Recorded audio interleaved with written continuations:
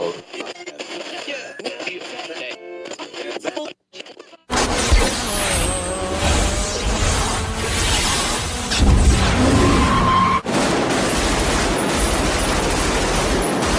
You gotta be kidding me! Unbelievable flip!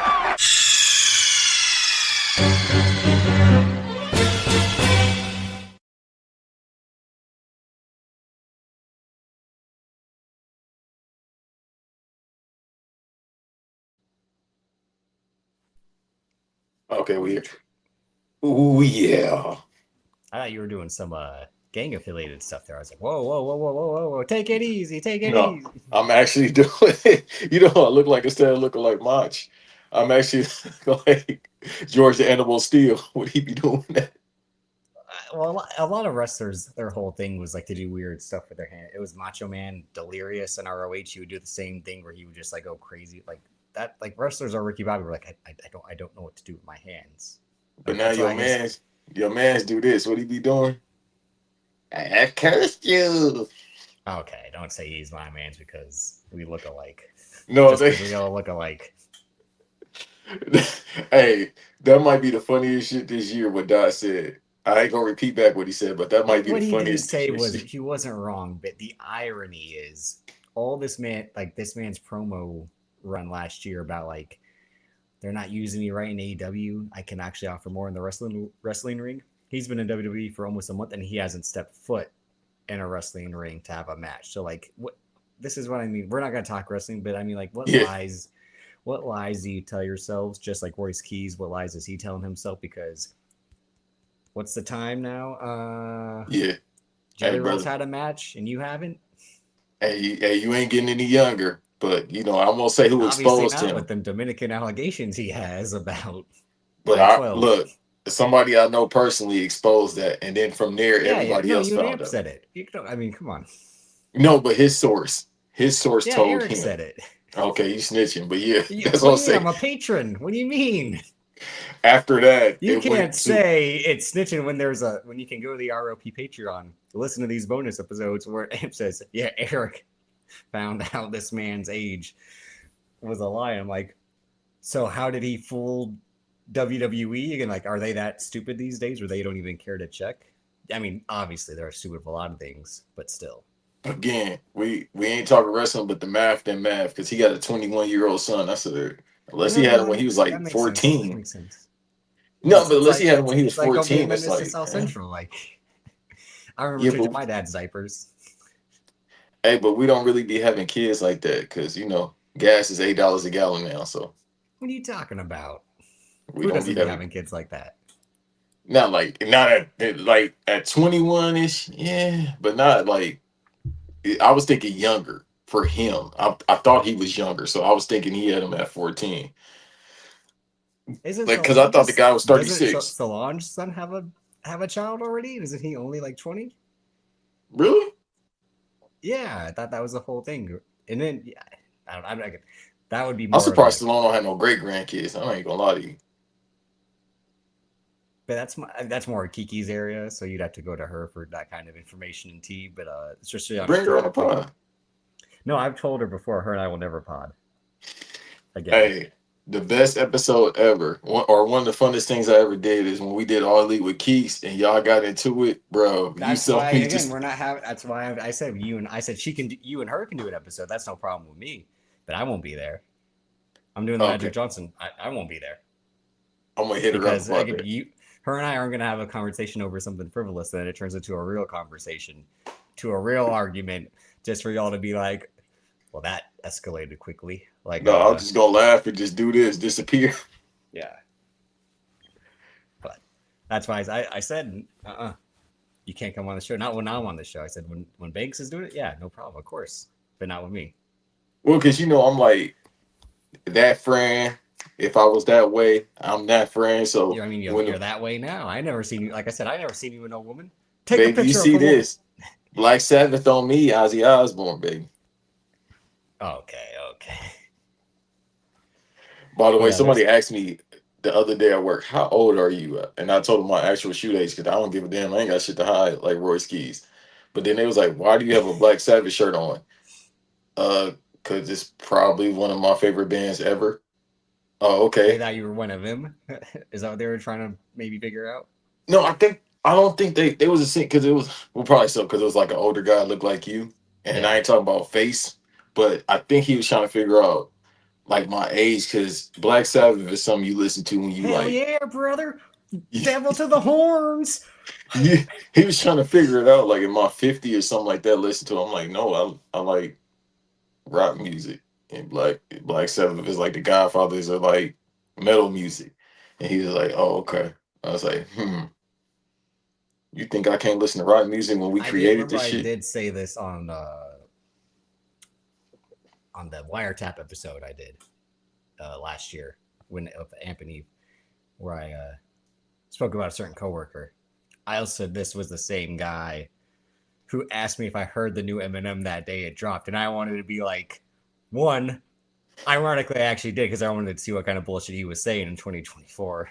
Yeah, Two, why would you think I listen to Eminem, sir? What about me gives off that vibe? Like, keep your hand right here.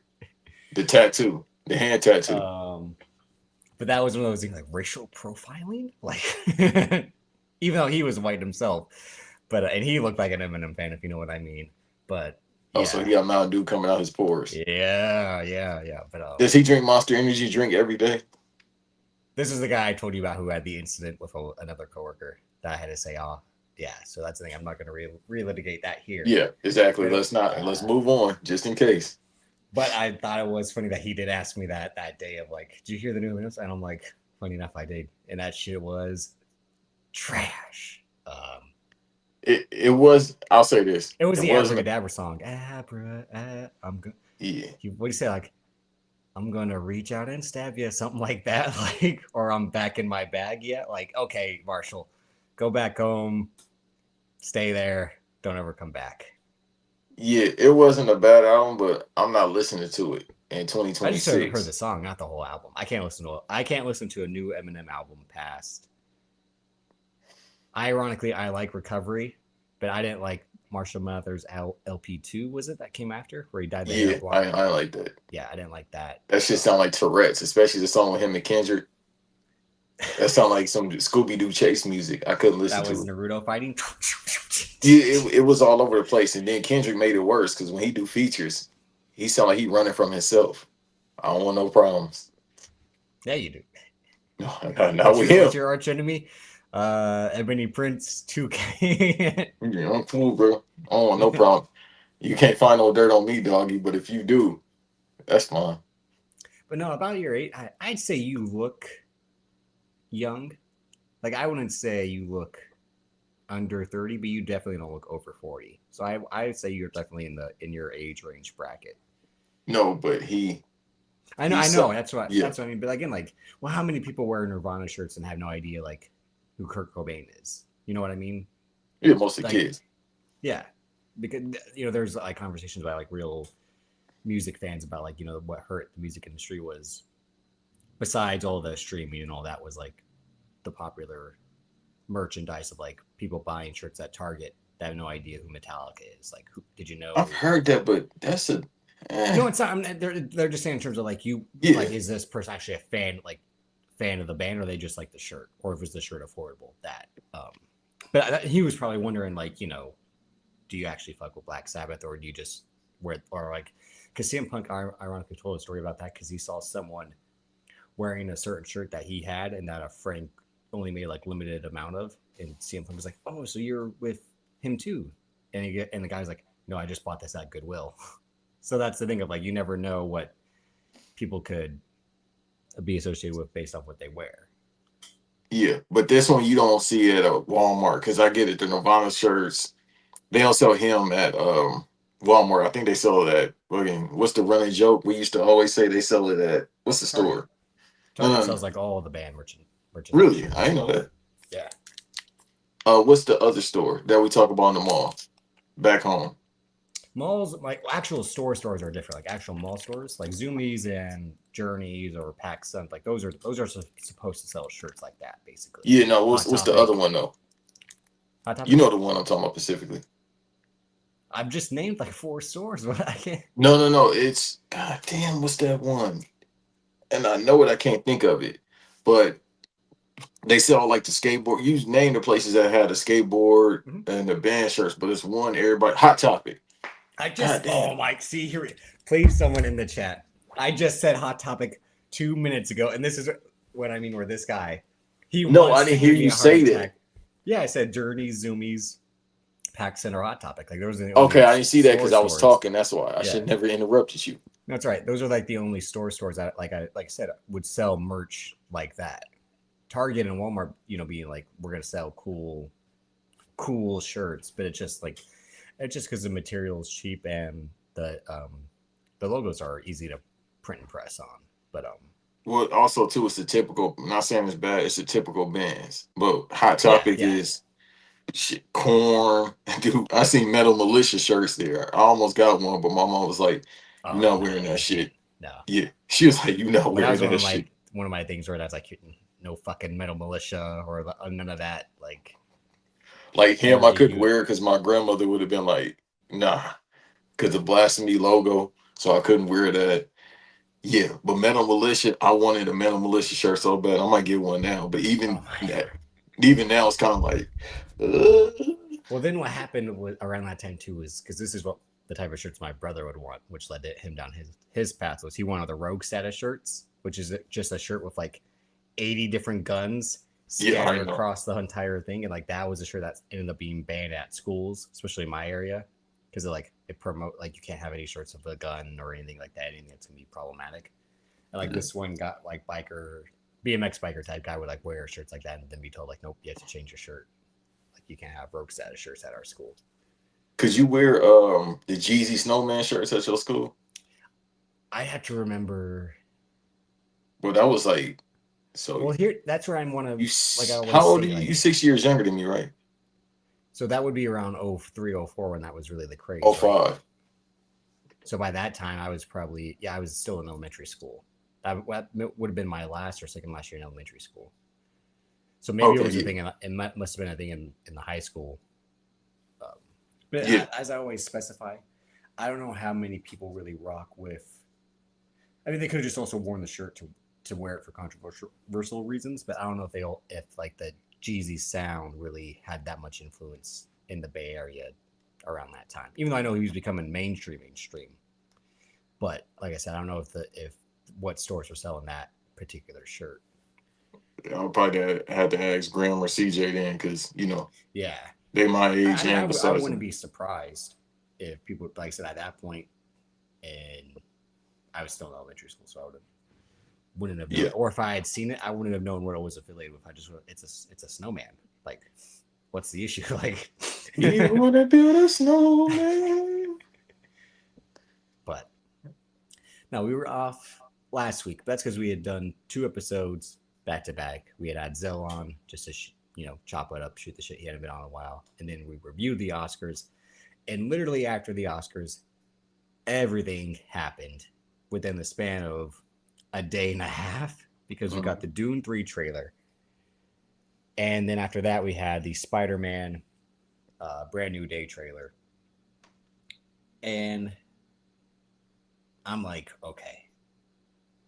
The Spider Man trailer. Let's start with the Spider Man trailer first because I was shocked they were leaning to the direction they're going in, which is the arc of the cartoon that I never really liked which is his metamorphosis into like the spider creature with the multiple arms and then the spider head. I never really rocked with that. Not on some like it's scary because I was kind of a wimp and a scary cat as a child, but just like that's not Spider Man. I want Spider Man. I did have one of those toys though where it had the 2 extra arms on each side and his regular Spider Man arms, but I never really liked using that one because I'm like, this isn't Spider Man. I'm not using him. I want to use the regular Spider Man. But I was shocked they were leaning into that story, but the rest of it looked dope with the Punisher, the Hand, that they're still hiding the Daredevil and other aspects of it. We see Bruce Banner, but not as the Hulk, even though there's kind of a moment where it seems like maybe he is fighting the Hulk because he's got his webs out and then flung all the way across another part of New York. So, what did you think about it? We'll be there. We'll be Well, there. don't forget it was my number one movie my most anticipated movie of this year was Spider-Man: Brand New Day. Yeah. Also, this is what I always rave about TikTok for so many reasons because the edits with the Drake songs, hilarious with the trailer. Cause hey, his girl gone, bruh. And then the part when he looked at the dude, it's like, damn, she used to do that to me. Uh, it's a lot that has to happen. I'm guessing the movie gonna be 2.5. It should Yeah. be no more than two, honestly. Probably 210.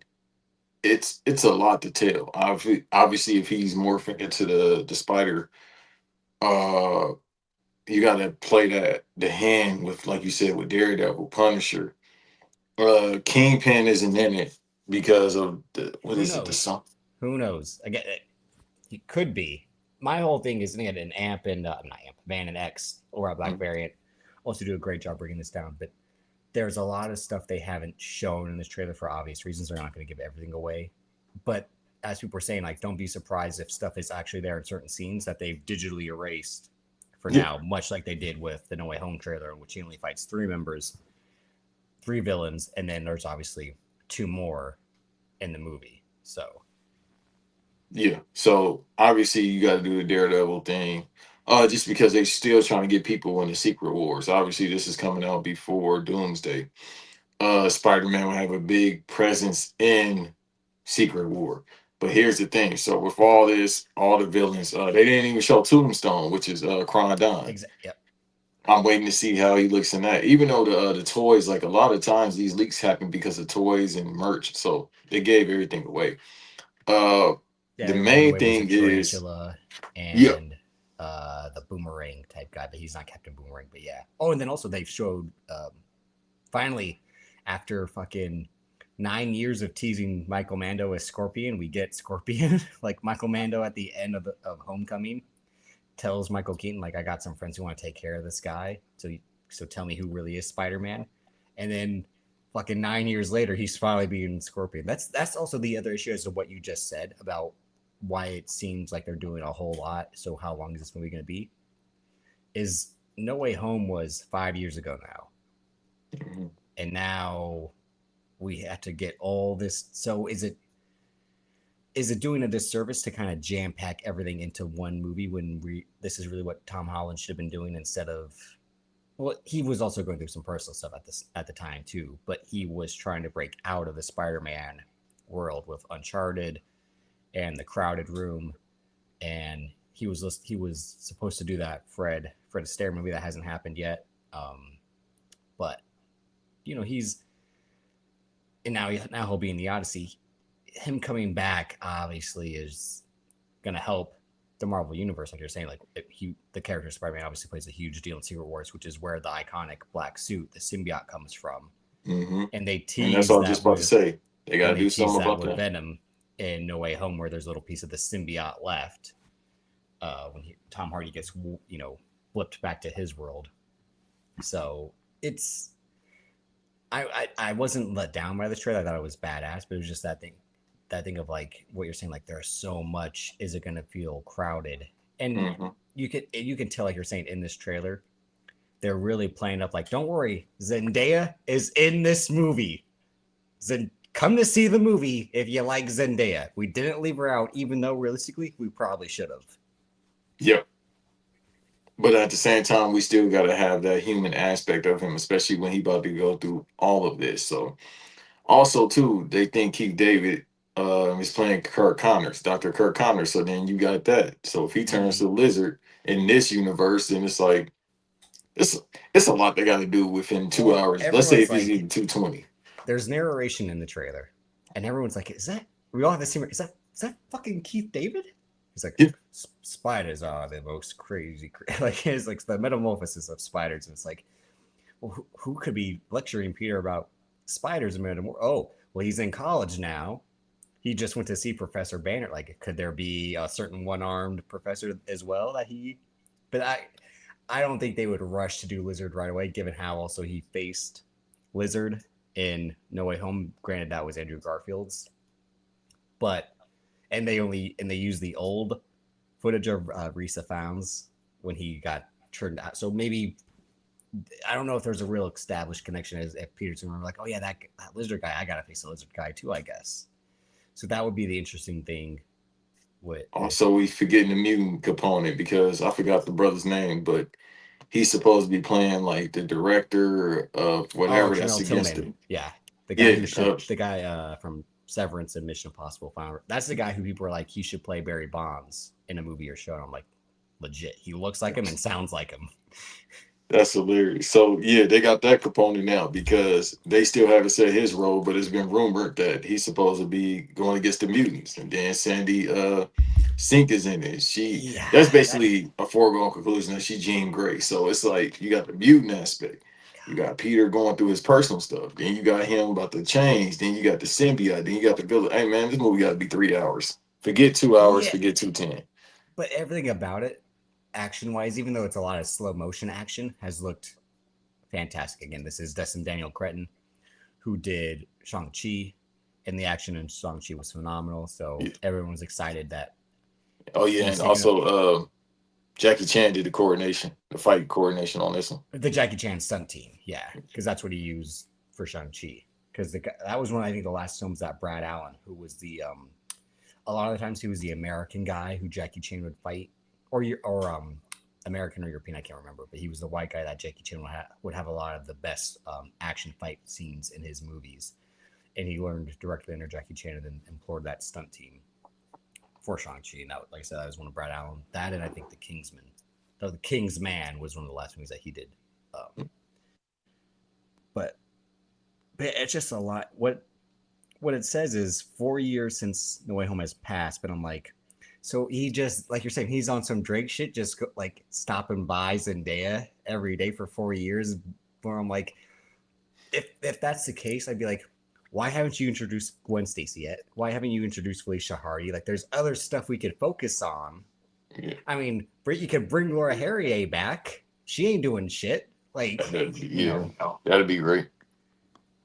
she just turned 36.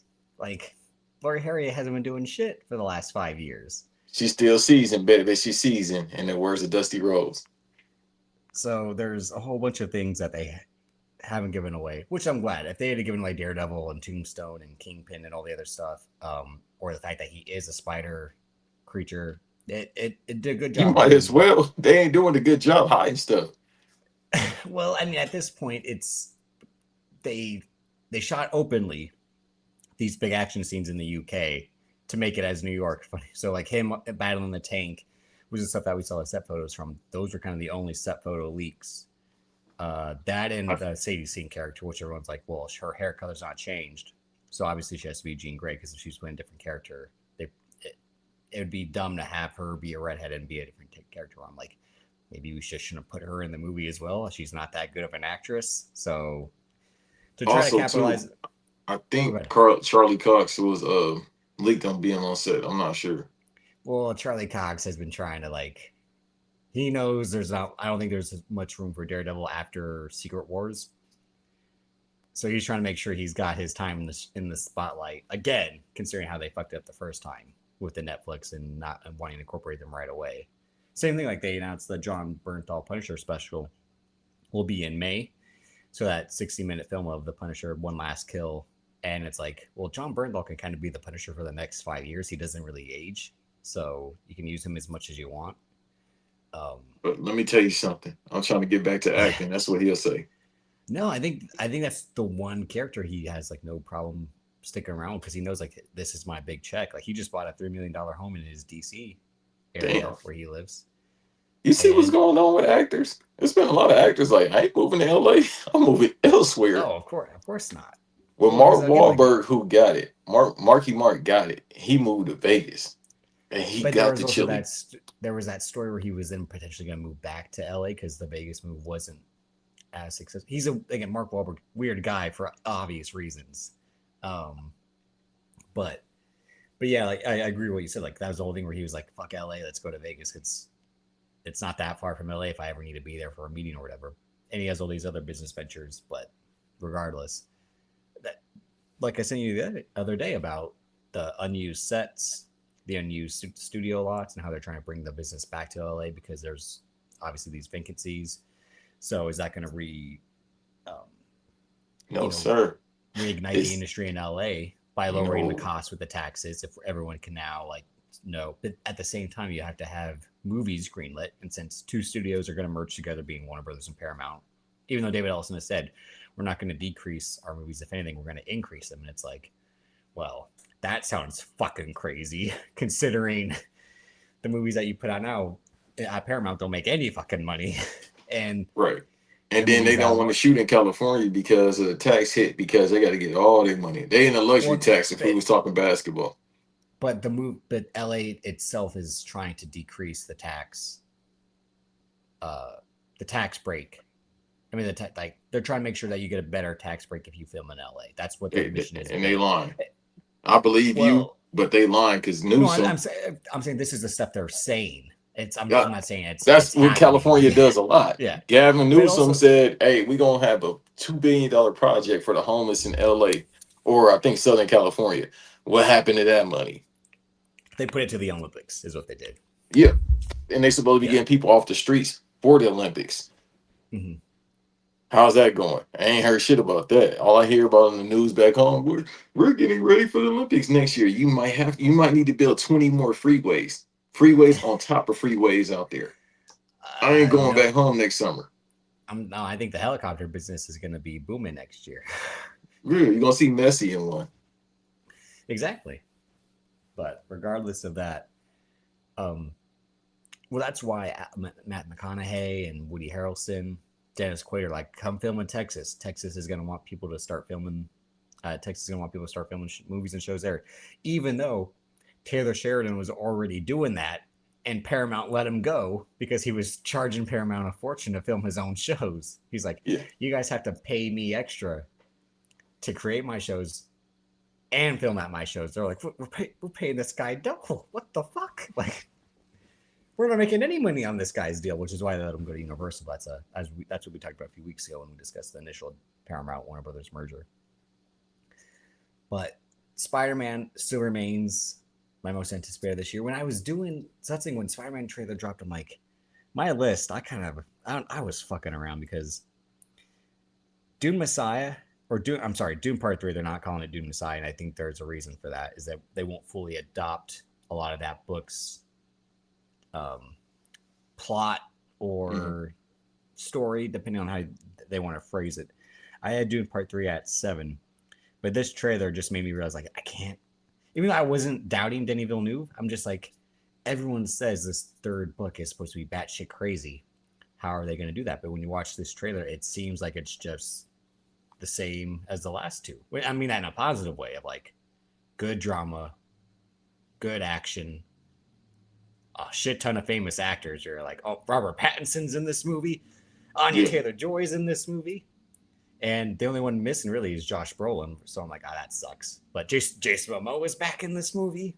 Like, this trailer and the fucking score. Hans Zimmer, for some reason, doesn't miss when it comes to the yeah. End of the world apocalypto shit. Yeah, he gonna get that off. yeah. But this trailer was badass, and I mean, they are trying to make it like Timothy Chalamet's age. You know, like, you just gave the guy a haircut. This guy is not 15 years older. He didn't gain 25 pounds. You know, he's Right. not. You know, and all he did was shave his luscious head of hair into a fucking John Cena buzz cut. Like, Right. He's still 5'2", 110 pounds. yeah. Cutting shit up.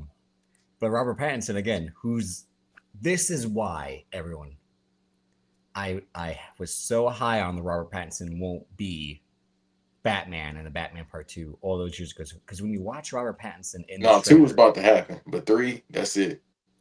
when you watch him in this trailer with this blonde, again, shaved hair, looking like fucking Devin Sawa as Eminem in the Stand video is what he looks like. That's where I'm like, this guy doesn't want to be a leading man for the same franchise. He wants to be weird characters in other movies, like the drama with him and Zendaya. Again, this being the third movie they're in together, Zendaya and Robert Pattinson, it's like, You know the story behind that, right? well, he had gotten her the role. I mean, she had gotten him the role for Dune, is what he had said. Yeah, she put him over.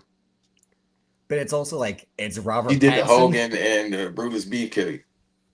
No, but what I mean is like how Denis Villeneuve is like this Robert Pattinson. I don't see it. I don't see it. Yeah, And it's probably like, so. this guy works with every top director except Scorsese, I think, at this point. Yeah, but probably so. I don't even know how Robert sound, but I'm just gonna use a foreign accent. I don't know Zendaya.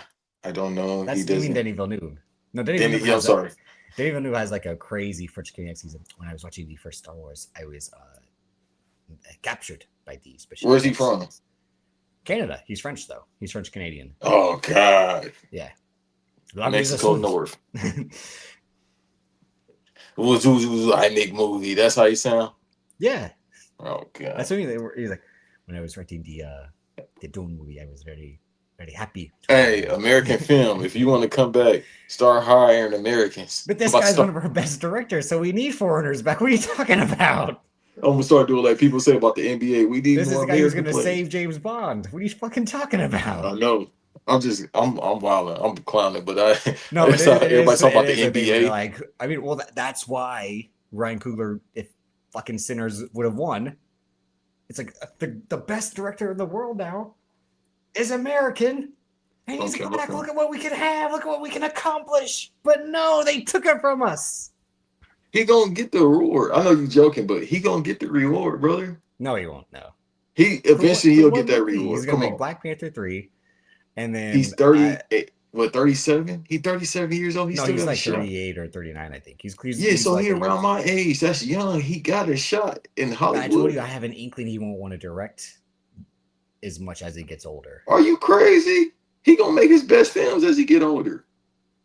I mean, we got fucking Spielberg still sticking around, and I don't want to see that fucking Disclosure Day. Do you? Yeah. Did I say I was gonna pay for it?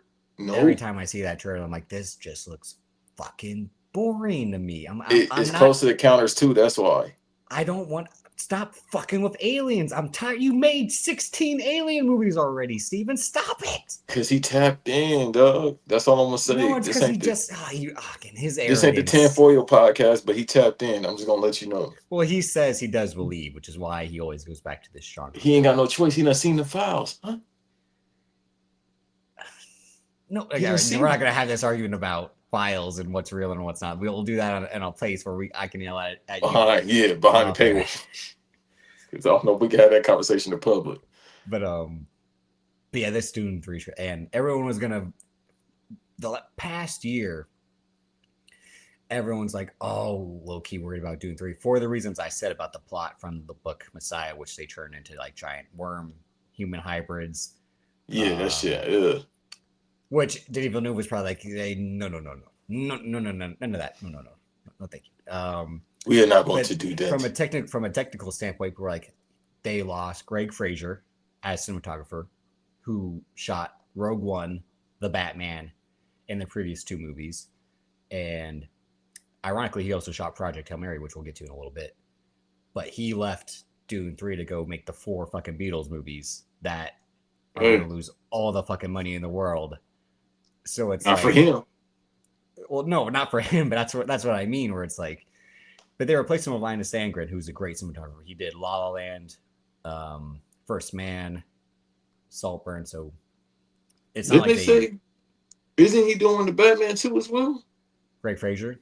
Yeah, but he's doing the Batman 2 that was associated. Not coming out until 2030. So who knows? It's coming out next year. Goddamn, they don't about even to know start who's shooting going to play a fucking role like Christopher. Who gives two fucks about Christopher Dent? They can't get anyone. They can go out and offer it to you or me, and we'll take the fucking role because that's how desperate they are. They've gone after 6. You know who should play Christopher Dent? Who? Tyler Uncle Perry? White. Because if you were gonna run back that line, I was gonna lose my shit. Go. Yo, he's actually a good actor. All jokes aside, Tyler Perry. He is. No, your dad should play as acting that out of his own films. Yeah. No, but your dad should play Christopher Dent. No, I mean they said Brad Pitt. He's like, fuck you. They asked Daniel Craig. He said no. They asked Robert De Niro. He said no. They asked Viggo Mortensen. They've asked all these people for Christopher Dent, and I'm like, if you're supposed to be filming this movie now, how come you don't have this fucking role? Which, whether it's supposed to be minor or major, it's Christopher Dent. It's not even the villain. It's the villain's dad. it just drives me nuts. And this is what I mean. We're like Matt Reeves. Oh, like you again. The Yeah. inception of our pod, I shitted on how all the lead up to the Batman was, but then when it came out, I said I own my loss. Great fucking movie. I wasn't wrong to criticize it for all the lead up about Robert Pattinson on set with maybe he wasn't as passionate to keep up with his workouts, or how the shoot was extending because not just because of COVID, but other reasons. And then you watch the movie, you're like, well, it was pretty much worth it. But also at the same time, like the Batman came out in 2022. It literally came out over 4 years ago now. Like that's how fucking crazy. And nobody thought it would take that long for a fucking sequel. Well, the writer's strike didn't help. And it didn't help for a bunch of other movies that were talking. Dune 3, and I think that was also the thing with Greg Fraser having to decline, returning to Dune 3 is I had committed. Well, it worked out two ways. I think he took the Beatles job before Dune 3 was in production, because there was that story when Dune Part 2 was released where Denis Villeneuve wasn't sure if he was going to take a break before returning for Dune 3. He said, I'll make Part 3, but I don't know if they'll do it so quickly, given how it's supposed to flash forward, a number of years. I think his goal was, everyone thought maybe his initial goal was to give it some breathing room, but then he said, nope, I gotta go make James Bond, so let's go make this movie now. And then they announced he was making James Bond. So, yeah, with no lead still. I mean, obviously they probably gonna start shooting until like next year. Now, but they also have a writer, Stephen Knight, the creator of Peaky Blinders. So I trust them as a writer and director tandem. And this is what we'll get into project when we talk about Project Hail Mary, just bits and pieces of it. It's produced by Amy Pascal, and a lot of Amy Pascal stuff that isn't Spider-Man is like some pretty fucking good stuff, as I'll get into a little bit later. But yeah, so Dune Part 3, I regret putting it at 7 after seeing that trailer, but there was just so much up in the air about where they're fully going to go with like human worm people. Because to me, I'm like, I don't think I can take that seriously. No, I'm cool. Yeah. Just let them dissipate. Maybe they're just hiding that, like they're hiding Kingpin and Daredevil, which would be the most hilarious thing if everyone's like, yeah, Dune Part 3, and we go and see it, and then it's like, oh shit, he actually turned them into worm human people. Like, I mean, that's something you don't need to hide though, because it's in the book. So go a different route. If his whole thing is like the trailers aren't showing it, just like I talked about this with Kiki the other day about like how the Mean Girls movie trailer, musical movie trailer, didn't really show the singing in it. So when people went to the theater and saw the singing aspect of it, they were like, what the fuck? What am I watching? And I had said, there's a device called Google. Yeah. Type it up. But the counterpoint was Paramount was like, don't show any of the music aspect in the trailers. But that was the whole point. You fucking remade it, you idiots. Like, exactly. I don't understand the whole no spoiler just like culture, because I don't know why this is the hardest role to cast, considering it's an old fucking man. Go out and fucking get an extra to go play this fucking role. Yeah, and it's probably not gonna be that many scenes. They making it seem like he getting an entire movie. Well, I think it probably is that many scenes, which is why I'm just like, Matt Reeves, get your head out of it. Like, quit trying to like. When you and we talked about the Batman many times, but as we talked about it over and over, like, there's not much you can cut out this movie because it all the pieces literally make sense. Yeah. It's just a long ass movie because a lot of shit just walks slow. Like, they just take their time with walking with this and that. Mm-hmm. But every story aspect, you're like, well, you can't take this scene out. And the only scene they took out for story purposes made sense, which was the first Joker scene. Yeah. Which was him going to the Joker for like a Hannibal Lecter type relationship, asking for advice about who the Riddler is. And I'm glad, as we talked about at the time, that they cut that scene from the initial movie, because it would have made me think like, oh, this Batman's still an idiot. Like, he doesn't know how to catch this guy, but he can catch the Joker. Like, right. It was the thing where you're not helping this guy seem like a good detective if he's going to the guy he just caught right away for help. So I think that's why Matt Reeves cut it himself. But other than that, you can't really cut much else of that movie. It's just like a plotting movie, like a European film, basically. Yeah. So That I would say is why you have to stop watching after the first trailer, which is what I've been doing a lot the last year and a half. Like when yeah. Project Hail Mary dropped the first trailer, I didn't watch any of the other trailers after that, which I was kind of glad to, because there's some key stuff in that movie that works out. But I also saw one mini spoiler online where I'm like, oh fuck, which is that The Rock talks to him, and I'm like, oh fuck, I wish I But didn't. we kind of knew that was gonna happen. No, I didn't. When that first trailer dropped, I didn't know that. I didn't even know what it was going to look like. They just showed like a little hand, and I was avoiding everything else about it. So then when I saw like the Rocky character talks, I'm like, oh. But I'm like, you know what? That actually kind of would have been less of an interesting movie if he didn't talk to, and which is Castaway. Yeah, that's what I Like, was thinking about Wilson. But also too, the social media kind of spoiled shit because I seen, you know, one key, well, not key character, but a minor character from probably the biggest movie franchise ever. I'm trying to I don't think. want to Was spoil there it for any? anybody else, but I No, seen I'm just that trying to think what from these two trailers before we move on. What else was? it looks like a bear. And what movie is this? Hold on, I'll put it in the chat. I don't want to mess it up for nobody. A bear. I'm not sure. What is a fucking bear? But but yeah, Dune Part 3. They drop in. They're committed to their release date with Doomsday. What happened was Jumanji jumped ship.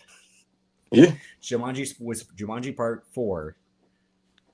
Excuse me, people. Sorry. Jumanji Part 4 was supposed to come out the week before Doomsday and Dune, and they said, nah. We're not going to do that because we're going to lose all our secondary business. We're going to drop the week after Doom Part 3 and Doomsday come out. And I'm like, you're still not going to make as much money, you idiots. Like, you yeah, should just move a whole month sooner, not a week or two before yeah, or after. Like, they're going to kill you regardless. It's two of the most anticipated movies of the year. One, because the internet made it so. The other, it's because it's a franchise that people actually like, being Doom Part 3. But still, they should push it to Thanksgiving. I don't think anything coming out around that time. no, there is. I had the movie calendar up the other day. Let me see.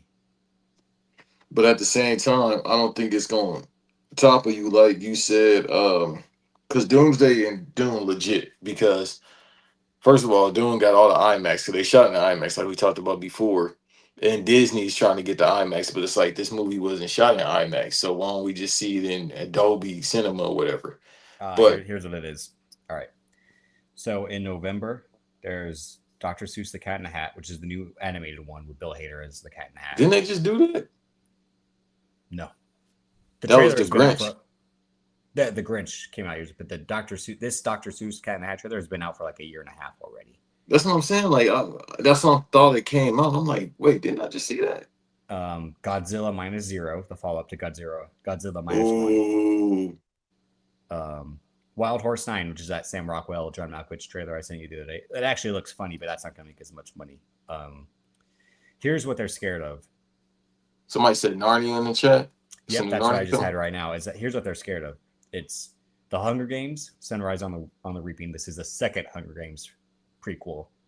That's November 20th, and then November 26th is Narnia in IMAX, only in IMAX, and that's why they didn't want to jump a week sooner, was because they're scared of lose. Because that's the other part is that.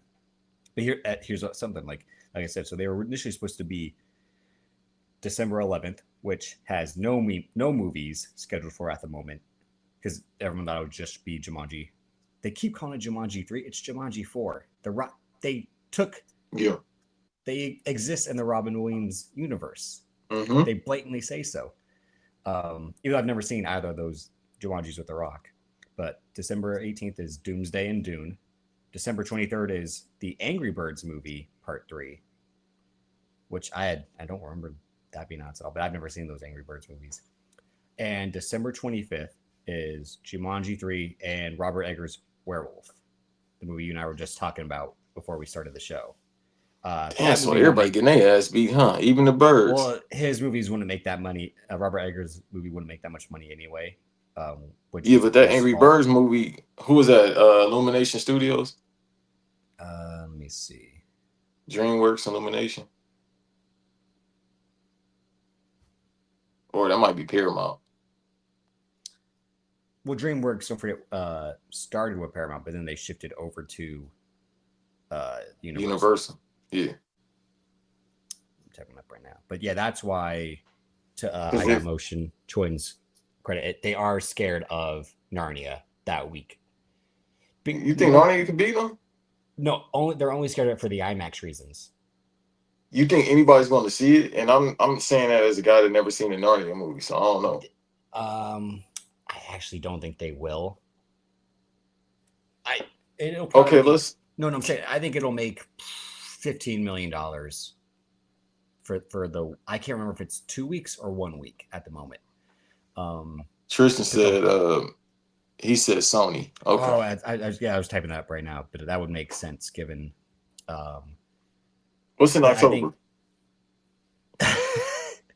Like legit at this point, they got to just play this. Well, don't forget they're still filming it. Don't forget. That's what I'm saying. So realistically, it should be January if they're that scared. Just I think they should do that. Kick off the new year, even though the 2027 most anticipated. I'm already like, fuck. Look at all these fucking movies just based on certain Beyond the Spider-Verse, right? Or the third one. No, I think that's 28 now. Is what the story is, isn't it? No, they said 2027. Okay. Bro, that came out the sequel came out in 2023. Also in November is the John Madden movie, which is Prime Video. Oh, that's fine. And Meet the Parents, aka Meet the Fockers, the fourth one of that. The reboot. Okay, that's gonna make money. But here's October before we move on.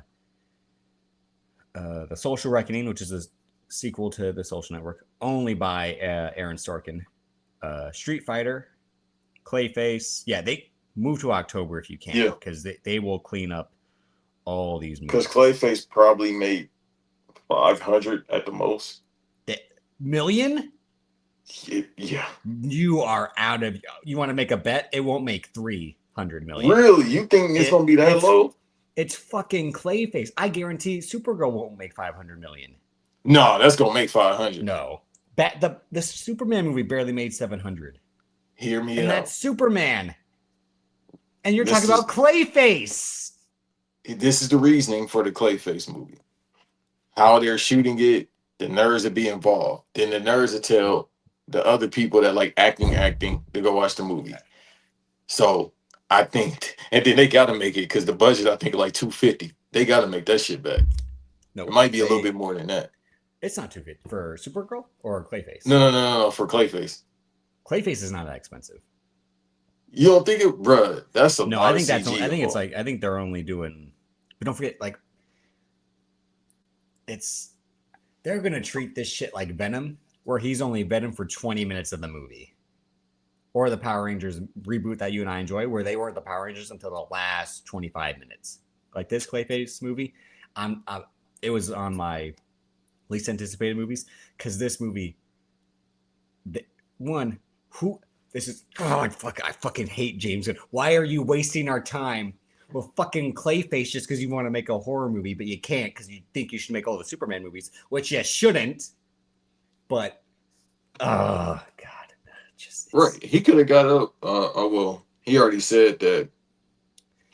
No, because don't forget, Tris, they didn't come out for Joker Part 2. No. I'm saying what he just said. Like, I know what you and him are trying to say, but Joker Part 2 was a failure because of the negative publicity about it, but also those guys didn't come out to see it the second time for the second one like they did for the first. Somebody, I got Motion Twins. Shouts out to you too if you're a new subscriber. Thank you. Yeah. Hit the like button, everybody. That movie's. I would say that movie's not really 40 million in 2026. There's no one famous in it. No. But that budget, you don't even see like just typical like dialogue movies. Because I just said there's no one famous in it. Who are they paying? Okay. I'm gonna read you the cast. There's no one famous in it. No. I know because the new guy, They was just talking about him. I don't know what else he's been in. No, but even like a supporting character, like it's Naomi Aki, who's a good actress, Max Minghella, who was in The Social Network, and Eddie Martin. Like these are not famous people. Yeah, but a $40 million budget, I think it'll be higher than that because it's CG. Unless they're doing a lot of practical and only CG enhancement. Would that'd be amazing. They got my money. I said I want to see the movie anyway because I like Clayface, but you got my money if you do that. That's the same thing with the Odyssey. It won't be too much CG. Well, that's because Chris Nolan is like these computers. Fuck these computers, like. Yeah. Mate, I don't like the technology. Um, But not Wonder Girl, but Supergirl's definitely gonna make that money, dog. They got my money. Look, think about this. Her appearance, people was talking about in the Superman movie, but then you got Supergirl. This might be the actual first movie. I think it was an older one, and then the merchandising, the marketing. I don't know the story. It's gonna make some money. You got to think too the type of individuals that's gonna see the Taylor Swift fan movie. And I'm tying it into what Tristan just said. Have you ever heard of niche characters like Kraven the Hunter, Morbius, Madam Web? Like the niche characters. Venom was fucking popular. Yeah, that's why that first one made all the money. But then no one ever heard Venom 2, Venom 3 make 800 million because they didn't make 800 million.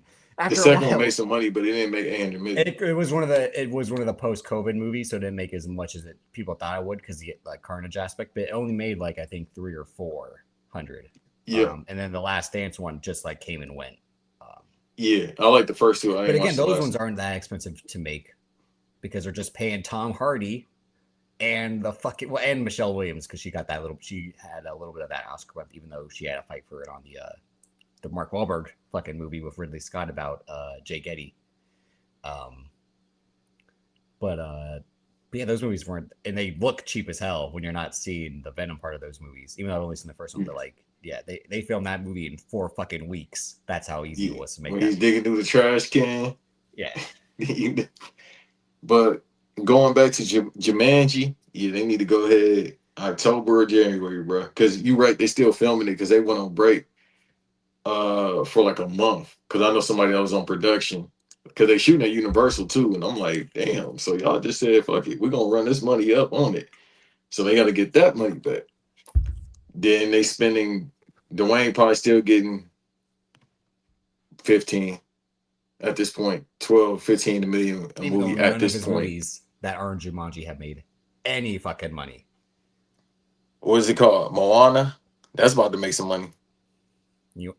Here's what I'm saying. Hey, I like how it looked too. Am I gonna watch it? Probably on bootleg. I like it. It looks good. And the same for me, just for the kids. I told this to Kiki, then I told you. When that Jumanji movie flops, and when that Moana movie flops, it ain't gonna flop. Moana can't flop, bruh.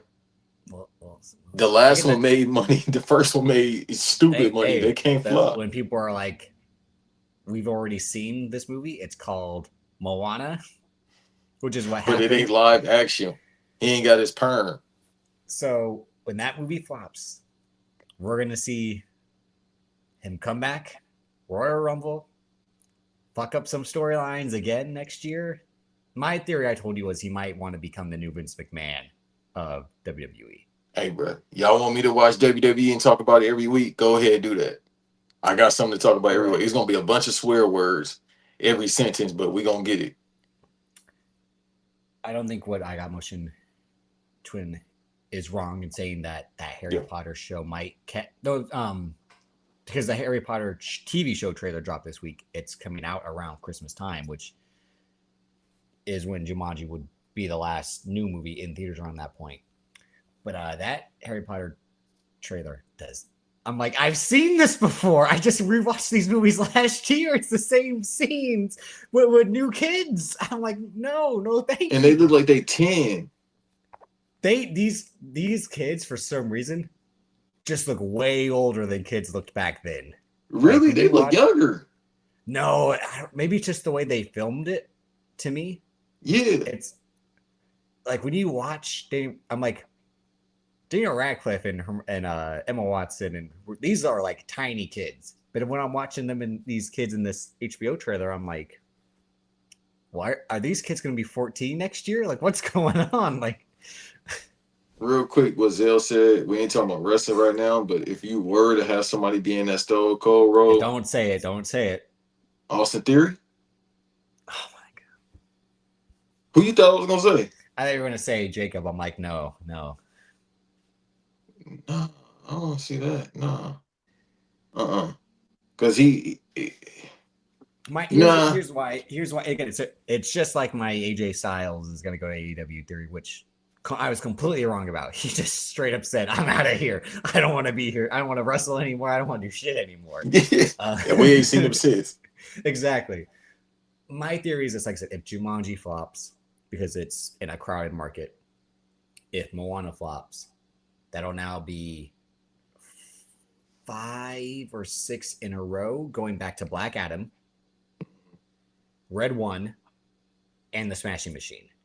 And don't forget, the Smashing Machine, he made all the money on the budget, which is why it was a flop, because it was I actually was going to rewatch that today. And it made no money and no Oscar nominations. So I was wrong about that too. My theory is he's going to do what he does best when his Hollywood business is hurting. You run to Atlanta when you need like that. He's going to run back to Titan Towers. He's going to show up, do that final boss bullshit again with the goosebumps on the arm. You see this? Yes, goosebumps. Yeah, that's what all this does. He's going to be Vince McMahon because he's not going to fire Triple H. He's just going to take the role that Triple H has been doing, which is all the talk shows, all the Unreal stuff, all of that. And he's going to take that for himself while playing the character on screen, which Triple H doesn't want to do. Right. Triple H is trying to make sure he doesn't do the Vince McMahon character stuff. I'm going to put up the 15 minutes of wrestling banner. That way we'll just wrap it up now because I thought we was going to talk wrestling, but we here. Okay. No, I mean, it's just to finish this series. So he's going to do, and here's why it's twofold. Because he can, since they have a deal with Netflix with Raw, the pay-per-view, the old pay-per-view in the archives, he can now announce a Netflix deal with him and $7, or they're going to start making movies. So where he's not in the wrestling ring, he's making movies because he's at this point a streaming movie star. Red Notice, Red One, fucking what was it? Ham, no, that he was supposed to do one more movie for Netflix, but I forgot what it was. Well, they were never going to do that Red Notice sequel. I thought that reference almost too late. You didn't pick up, but it anyway, took me a second. But that's where again, this is all my fucking crackpot, psych, I mean, both of y'all some crazy motherfuckers, and him doing that. So they said how many years? It makes sense for him to. I'm saying in my theory, it makes sense for him to be like, look, I still want to be an actor. I don't want to be this character 24/7 like Vince McMahon.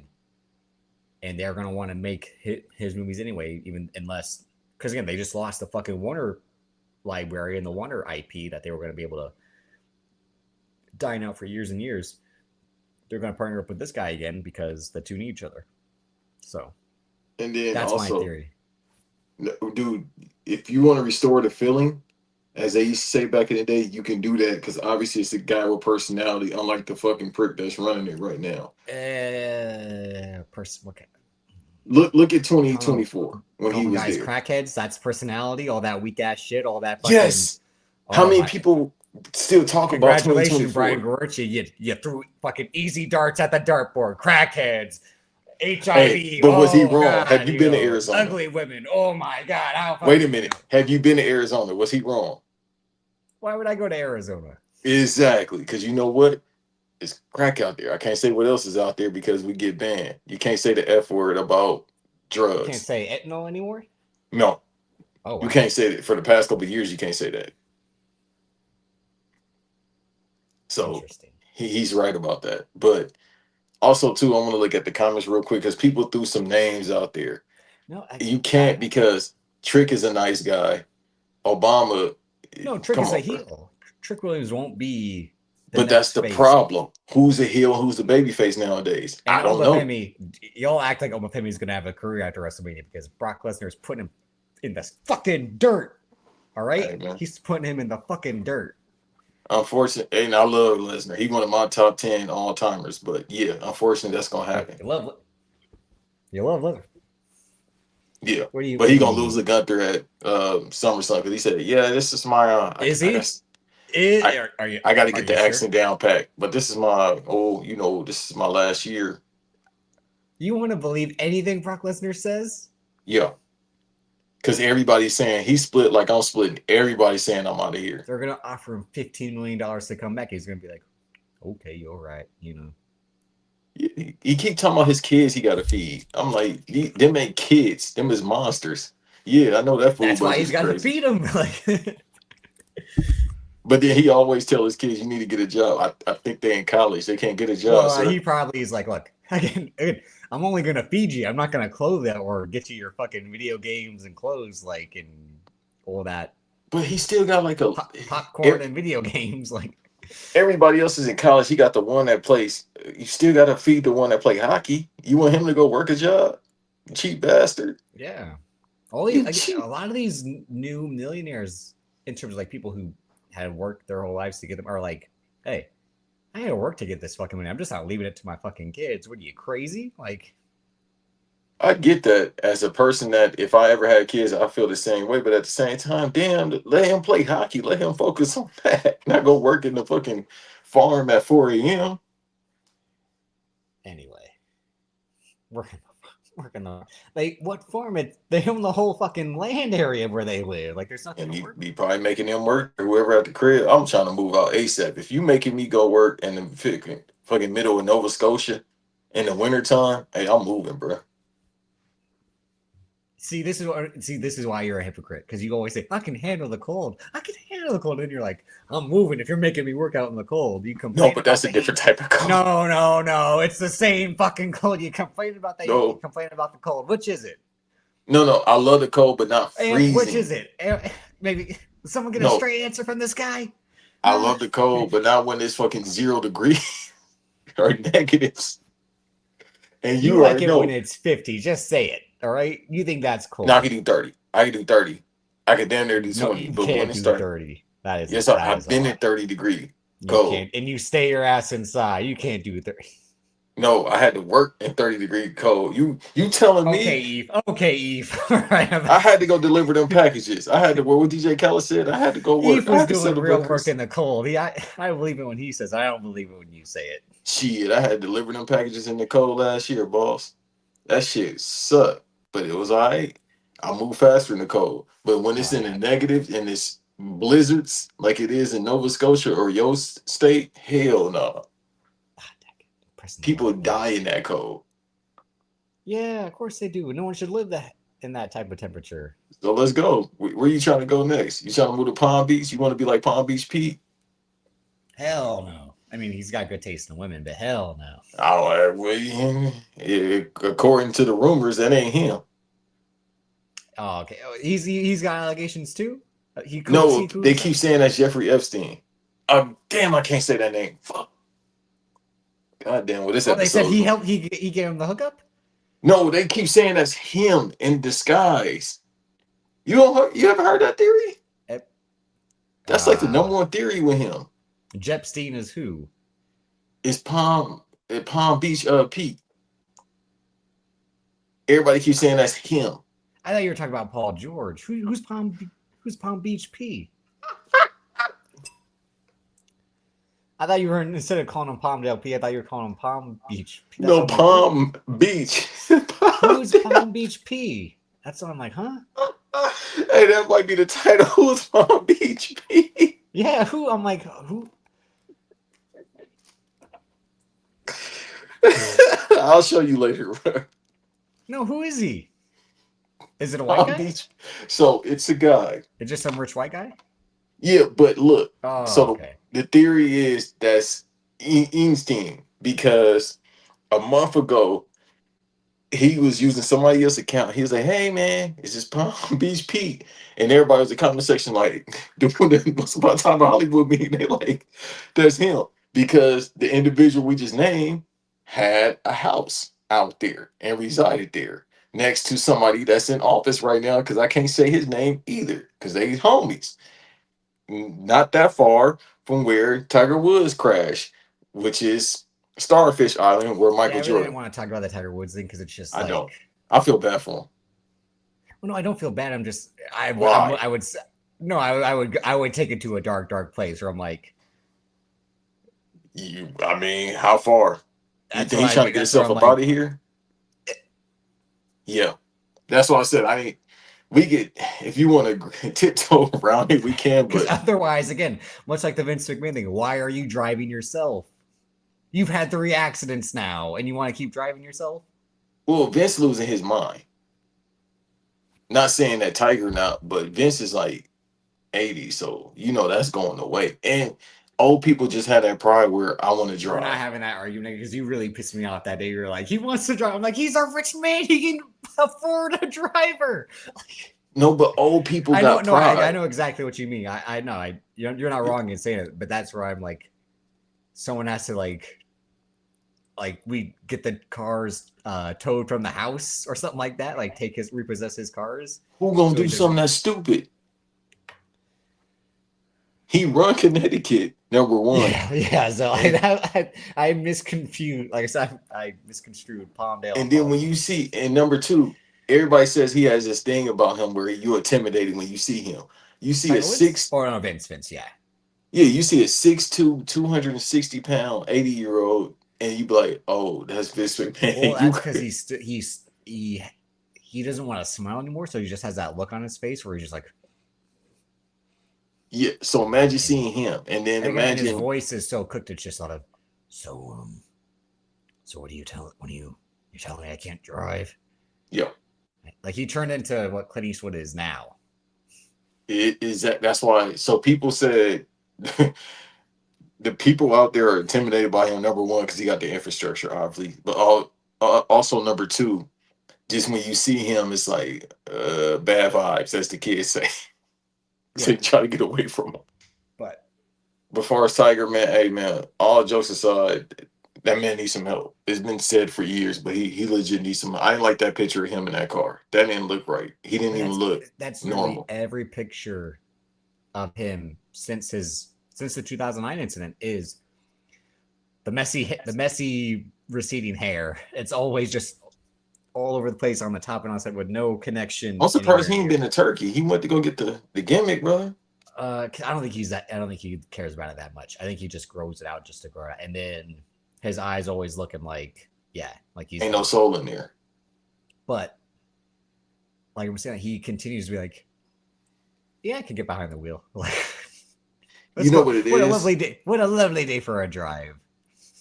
It's a combination of, let's say, pride. All right, let's take, oh, he's trying to, you know what I mean? Let's just say maybe it's pride and I just got to get somewhere fast, so I don't want to wait on the drive. No, it's you're driving to two places, the golf course and home. What else is he driving to? Like, The bar, apparently. there's bars at the golf course. Yeah. He drove that cart up there. They ain't saying nothing about him driving it. Well, he got a caddy, but still. But so in the last episode when we discussed the Oscars, we were already saying like expect Michael B. Jordan to, get some cheddar for his future movies. Much like a day or two after the Oscars with the Dune and Spider-Man trailers, there were reports that he's commanding an $18 million price for Miami Vice, which I'm like, fucking pay it. Just pay it. He deserves it. And the way it's only been a rumor, it's not like a proper Variety or Deadline Hollywood report. Damn, that sounds like another Austin Butler movie, right? Him and Heat. Oh, that sounds like Heat. This movie Heat 2, they keep talking about. Oh yeah. But here's the thing. At least fucking Miami Vice has more players in play than fucking Heat 2. Because the issue with Miami Vice is, I think, what we've been saying, which is they have a director, Joseph Kosinski. They have a writer, Dan Gilroy, wrote the script. Jerry Bruckheimer's producing it. It's for Universal. They already said Michael B. Jordan was first rumored, and then Austin Butler is rumored right after him. And they've been seen together multiple times since this announcement of their rumored casting. Then the other rumor last week, which I told you I think is complete bullshit based off the guy who tweeted, which is they're eyeing Tom Cruise as the villain, which, if it did happen, would be fucking insane in an awesome way. If like Tom Cruise wanted to be the villain. But I don't know. People are already kind of like, what's going to happen with this Digger movie that he's in, where he's got. They're not showing, but it's alleged that he has prosthetics and a fake hairline, much like Les Grossman.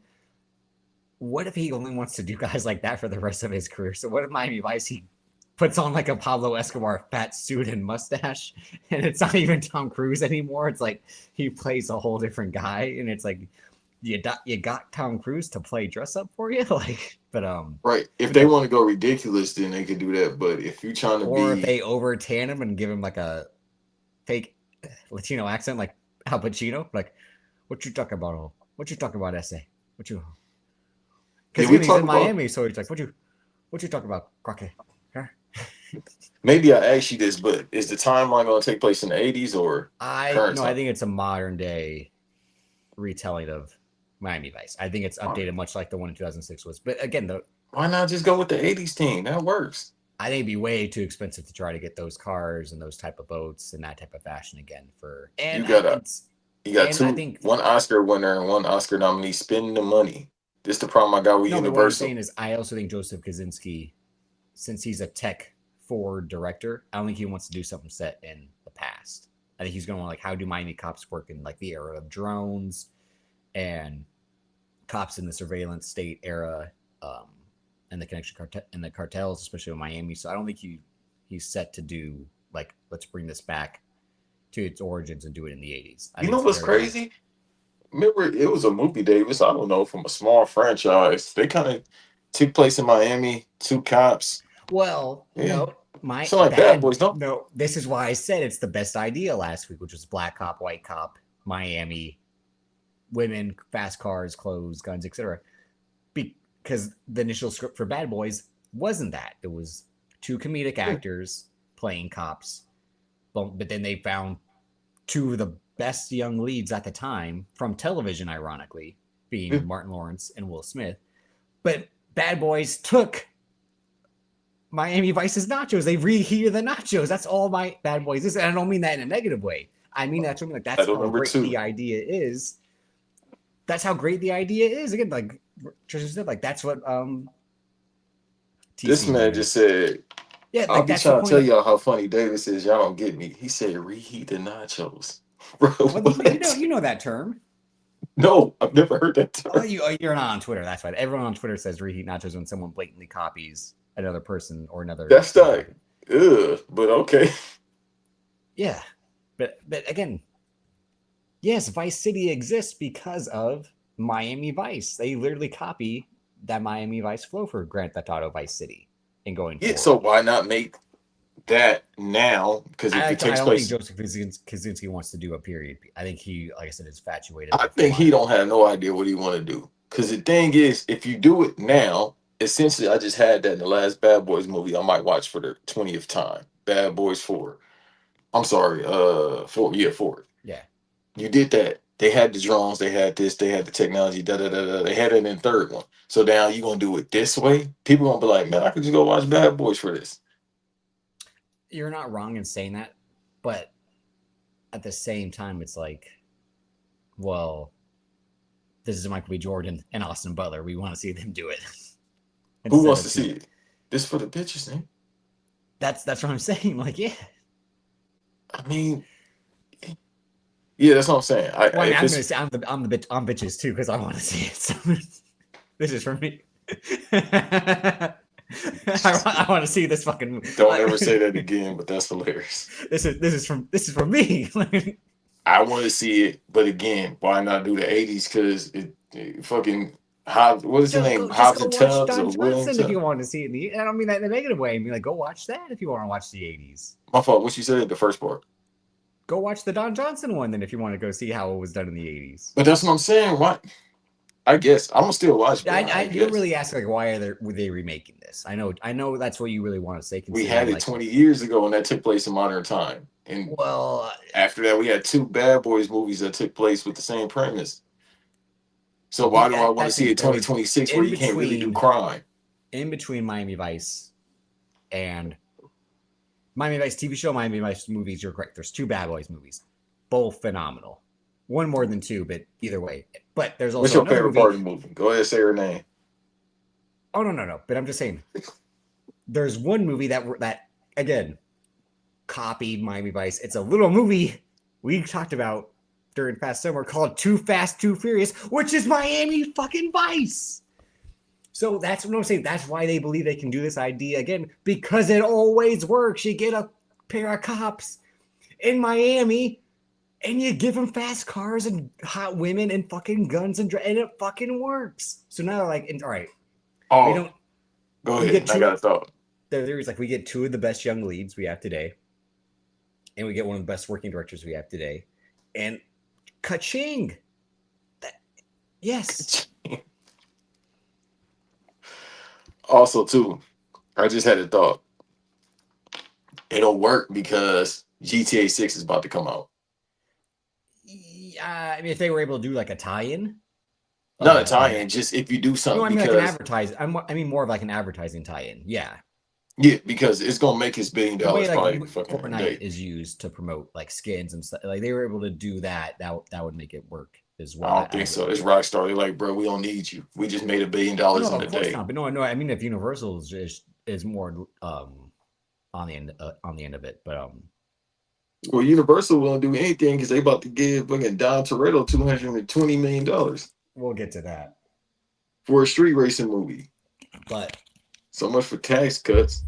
But everyone kind of had the same point of this isn't being officially reported, so they're trying to make it seem like, oh, now Michael B. Jordan wants to be all high and mighty and seem like a dick by commanding this much. And I agree, like they are. The fact that this isn't reported by a proper outlet, it is going to try to make it seem like if this movie doesn't get made, hey, blame the guy asking for 18 million. Where it's like Paramount gave Timothée Chalamet 20 million for his motorcycle bank robbery movie.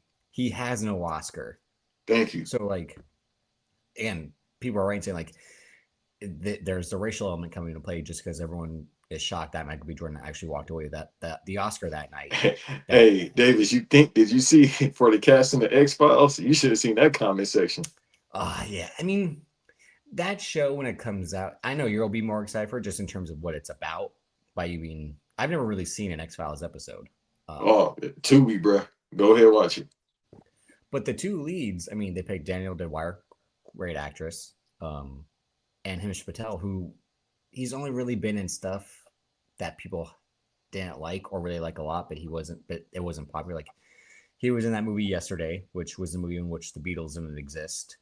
And then he had a small role in Tenet. He was the guy who helped them out at the airport. Yeah.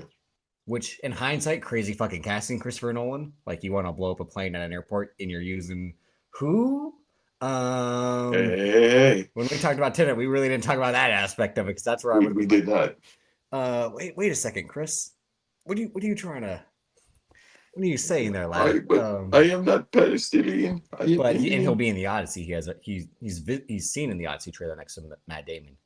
So, bitches. But yeah, I think just pay the man because he has Thomas Crown also coming out next year. So that they filming right now. Well, I think it's already because it's his movie. He's directing it. I think it's already filmed. I think it's already wrapped. I think they're just in the post stage of it. So get this guy in because I forgot to mention this last week when we talked about future projects. He's supposed to do Rainbow Six. So what happened was Chad Stahelski is the director. He did all the John Wicks. And he's doing the Highlander reboot right now, which the set photos, I'm like, this might be my #1 movie next year. Yeah. And then, photos. Hey, y'all want Drew? Whoever wants Drew to go over, you can that. Well, Drew McIntyre's going to be in that movie for 5 minutes, and that's it. Don't matter. He got to go film it, so. But Chad Stahelski said the strikes got in the way of Rainbow Six. So the strikes, because it happened right after John Wick Chapter 4 ended, and right before Sinners happened in terms of the production of Sinners. So it's not like Michael B. Jordan and him haven't been on the same page. They literally were committed to these other projects, and by the time they probably could have gotten together, they didn't have the time to. So then that's why he's now able to make Highlander. But Highlander was delayed 3 months because Henry Cavill tore his knee like on the second day.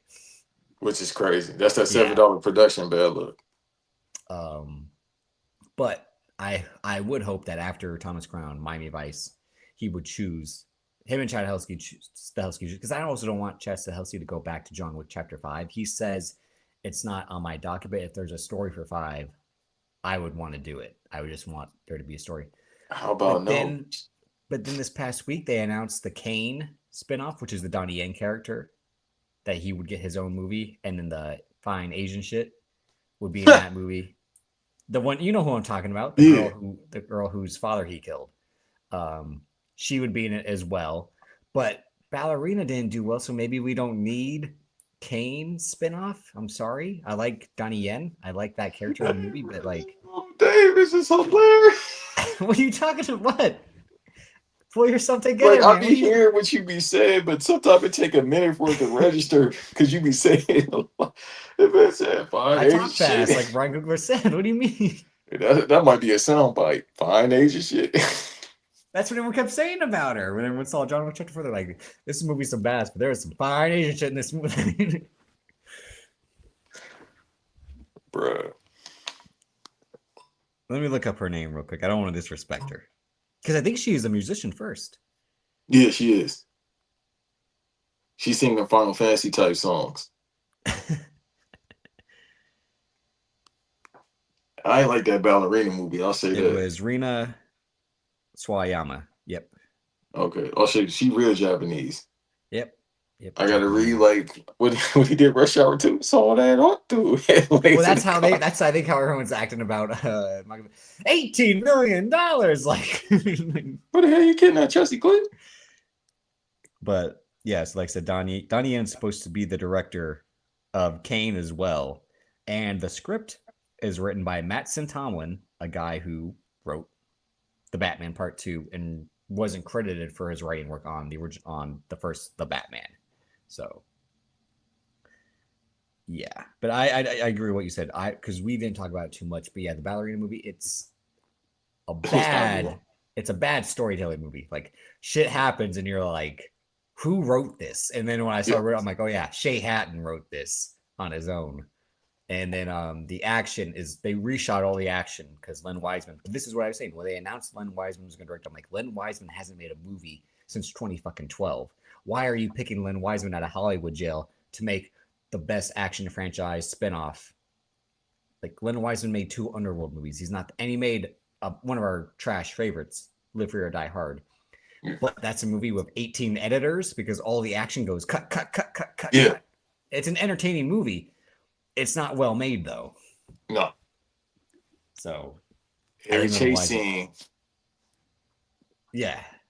It's got like 500 stuntmen in the movie. Yeah. I remember when you watch the Live Free or Die Hard credits, I remember looking at my mom like, look at all these guys in the stunts credits. And I was like maybe 14 years old. I'm like, what the hell?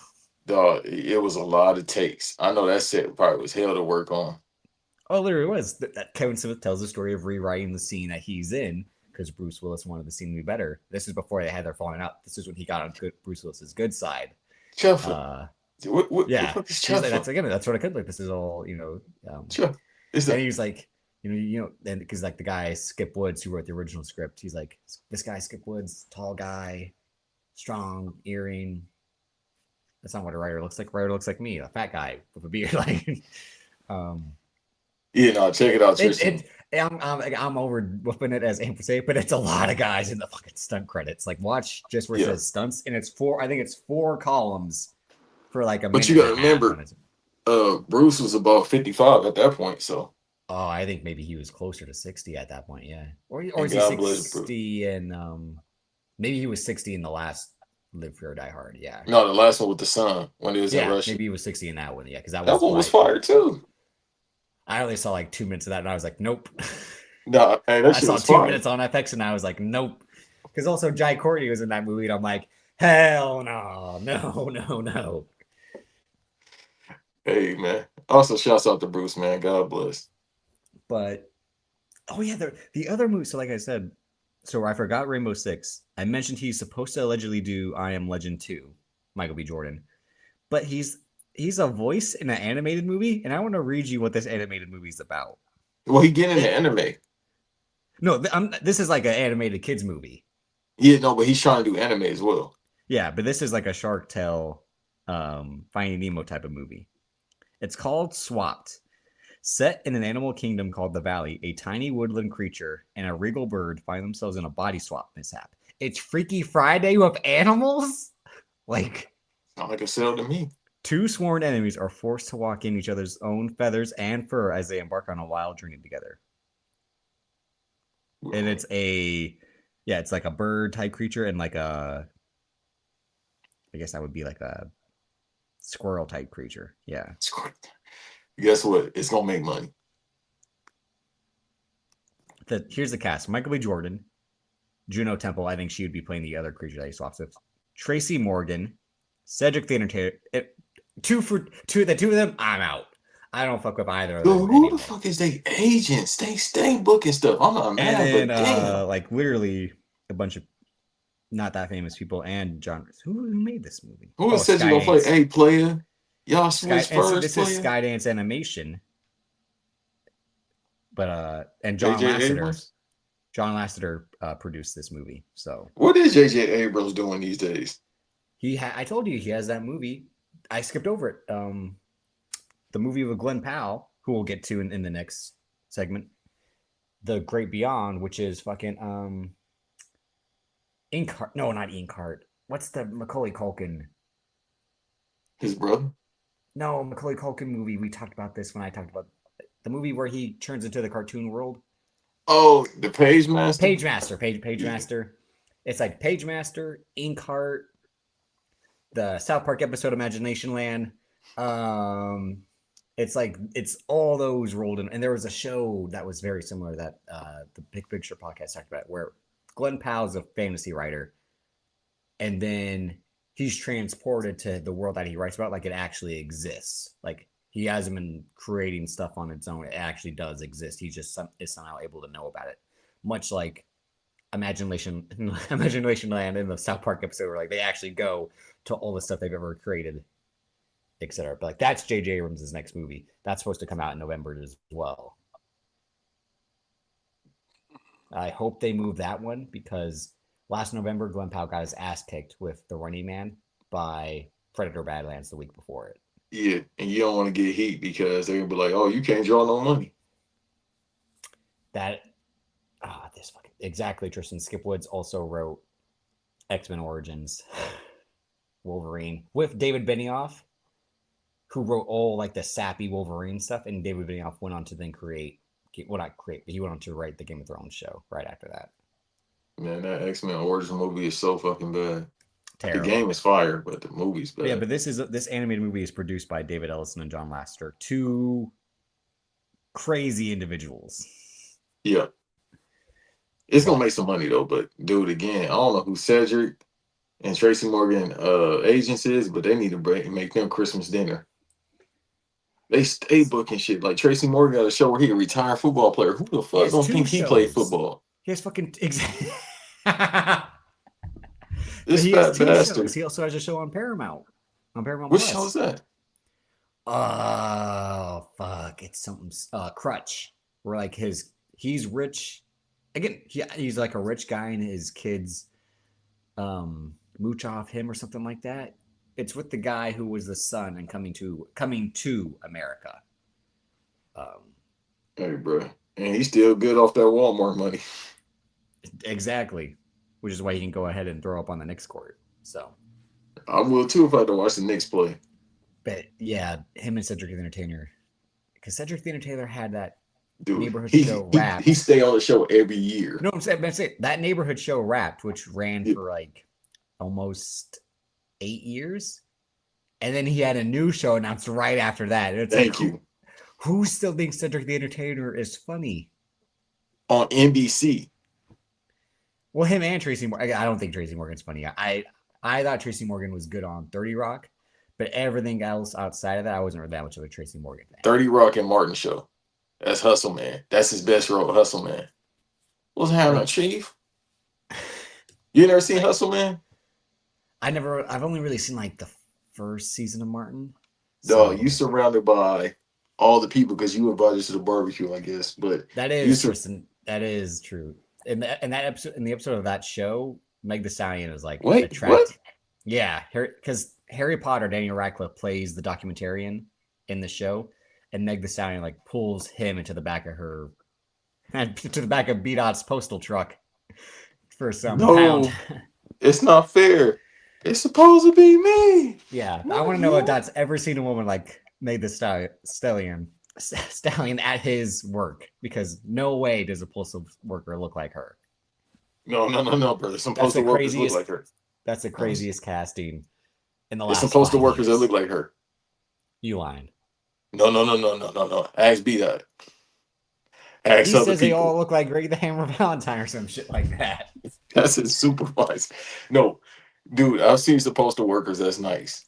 And shout out to Dot. He's not in the chat right now because he's in Ireland. He's in my motherland somehow. Well, he on his way back, so I know he's on he'll his hear way this back, probably tomorrow. but still, the irony. And Zale, right? Well, Zale, look, you from Maryland? Y'all got boy, y'all got some ones out there. We'll talk off air. Let's move on. But speaking of Glenn Powell, I missed the one I had last year. so like I said, I just hated her kids. Go ahead. I've been on the Glenn Powell bandwagon. I do think he should be one of our next big movie stars. He has the talent. He's 46. Well, that's the thing. He, much like Austin Butler, he was trying. He was doing everything he could, just like Austin Butler was doing everything he could to finally make it, finally break through. For Austin Butler, I don't think they did it in the same year. It was Elvis, and for our Glenn Powell, it was Top Gun Maverick as Hangman. And then people finally realized, like, oh yeah, this guy's handsome. This guy's charming. He's also a good actor. Let's start putting him as the lead and stuff. He was in Twisters, which when I finally watched him, like, pretty good. I didn't have that high expectations for it. I'm never really a fan of disaster movies. Watch Twisters. It's good. So, but these are the made up Twisters, not the Mother Nature ones, right? These are the harp system ones or whatever, or is it the same? It's real tornadoes. It's real, Wait, so I get it because it's an easy concept, but that's why I didn't get the fucking sequel. Remake of the '90s movie. Like, come on. Oh, it's a remake. I'm thinking like it's a sequel. Like it's more tornadoes. Like where are these tornadoes? It is more tornadoes. They battle two at a time. You fucking didn't see the trailer to Twisters 2 years ago? No, because I was like, I didn't like the first one when I was a kid. I didn't like the first one. I've only saw it once as like a 10 or 11-year-old that my mom showed. You know why? Because the disaster movies that came out the past couple years, they like man-made tornadoes and the ocean flood in New York. Geostorm or that stupid Roland Emmerich shit. Yeah, I'm not in. See, this is why I hate disaster movies, because Roland Emmerich was all like a fucking disaster fetish. Just like, what if I had a fucking hailstorm knock over the Statue of Liberty, and then the White House, an earthquake split it open, and I'm like, okay, no thank you. The only two movies I liked was 2012 and The Day After Tomorrow. The disaster movies. Never seen either. But I don't like disaster movies. I told you. I don't like where you have to fight the elements. You can't do nothing against the elements. They win. They kick your ass. They're the elements. Listen, they got away in 2012. They got on these big ships. That's when I was like, that's my tinfoil hat used to be. Well, that's where like I said, Roland Emmerich, because he also made Stargate and fucking Independence Day. So Roland Emmerich. Oh, he tapped in. He is tapped into all that shit. Look, he's also, I don't know if he's gay himself, but he also like made like he's British.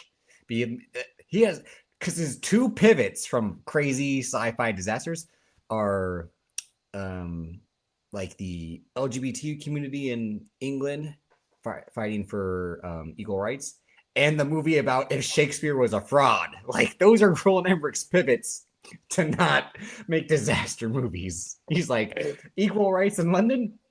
Shakespeare didn't Shakespeare wasn't who he said he was. There was another guy who said he was Shakespeare. Like, let me tell you something about Shakespeare. He can never write like Nas. He was better than Nas. He ain't had New York State of Mind, brother. He had as everyone said, look at Khalees and look at Nas. He was better than Nas. He ain't better than. He was Jay-Z. better than Nas. He ain't better than Pac. But you want to go hit that hip hop, and as you would not say. Look at what they wrote. He ain't better than Tupac. He ain't better than Biggie. But also, Trish, you right. Armageddon. No, it ain't classic trash. It is a classic. No, it's trash. You out your fucking mind. No, but I'm saying, but like I said, it's good. there is great trash. Okay, Armageddon explain. is the You is the you said this before, but Armageddon explain.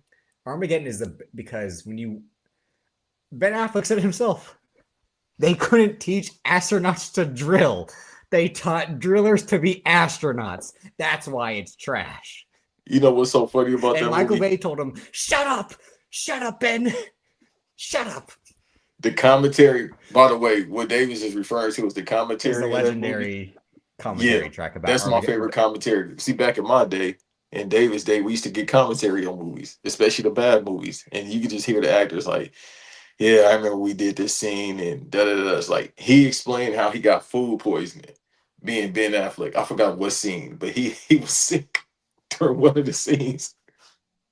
I think I it was like think the final one where he was like he had to leave Bruce behind. I've never heard the full thing, but there was Ben Affleck's famous clip, which all you gotta do is Ben Affleck Armageddon commentary track to hear his portion of it, where he's just like, "Yeah, I just after a while I looked at Michael and like the script, like, couldn't they just train the astronauts to drill? Like, all you gotta do is put the chassis here and crank the Transit in." And he's like, you really gotta teach these guys. Like, it takes years to be an astronaut. And Michael was just like, "Shut up, Ben, shut up." And then when you hear Michael Bay's portion, he's like, when I got to the set, because he has a quiet voice for a guy who's supposed to be machismo. Yeah, He's like, I got to the set, and in the spacesuits, they were terrible.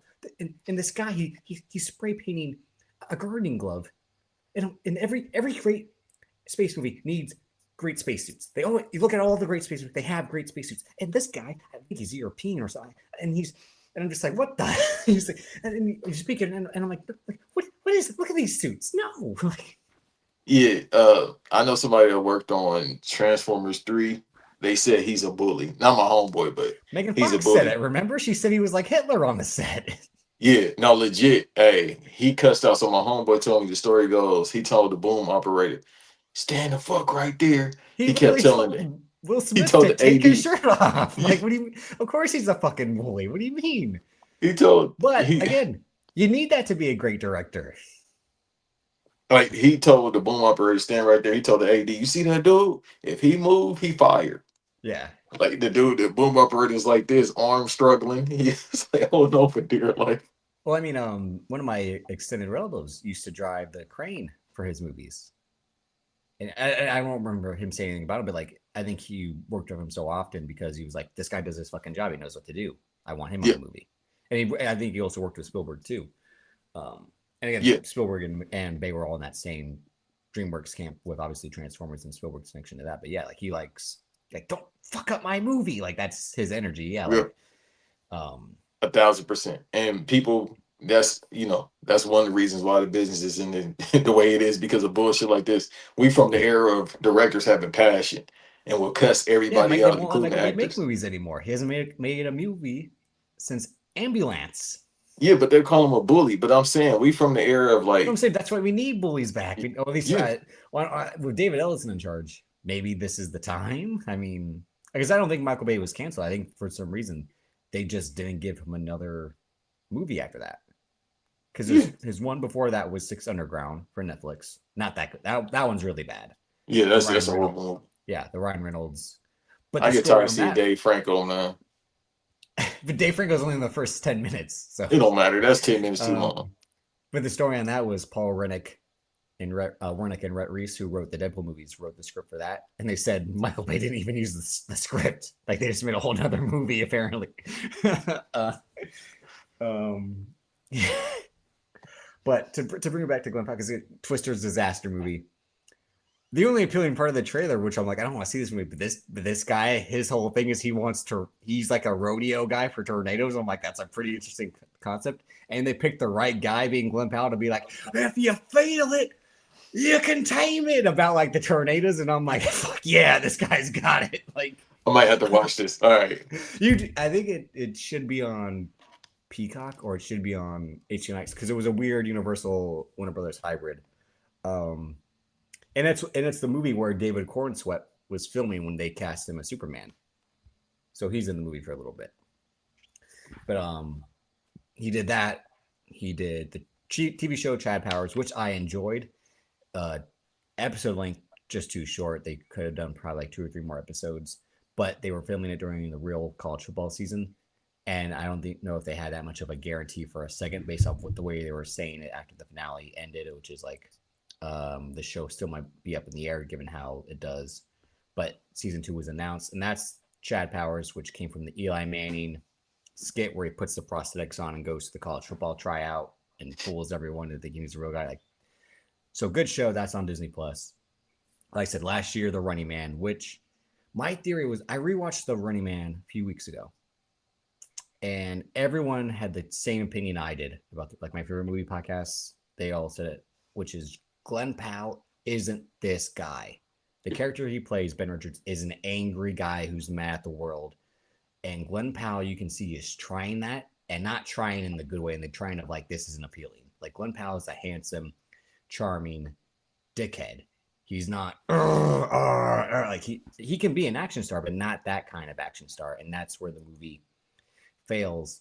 And my point was like, Edgar Wright and him should have remade Roadhouse because I could see him being new Patrick Swayze. That damn movie, dude. You know we promote that movie more than Amazon. But what I'm saying is, and Jake Gyllenhaal and Doug Liman, they should have done The Running Man because that would have made more sense for Jake Gyllenhaal to be Ben Richards again, quiet, angry guy. Man, he plays that better than he played. Again, his Dalton is, I'm a quiet guy. Hey, yeah, like what, huh? And not in the way that Patrick Swayze plays it. So I think of Doug Liman, and Doug Liman obviously has a crazy style that would have made sense.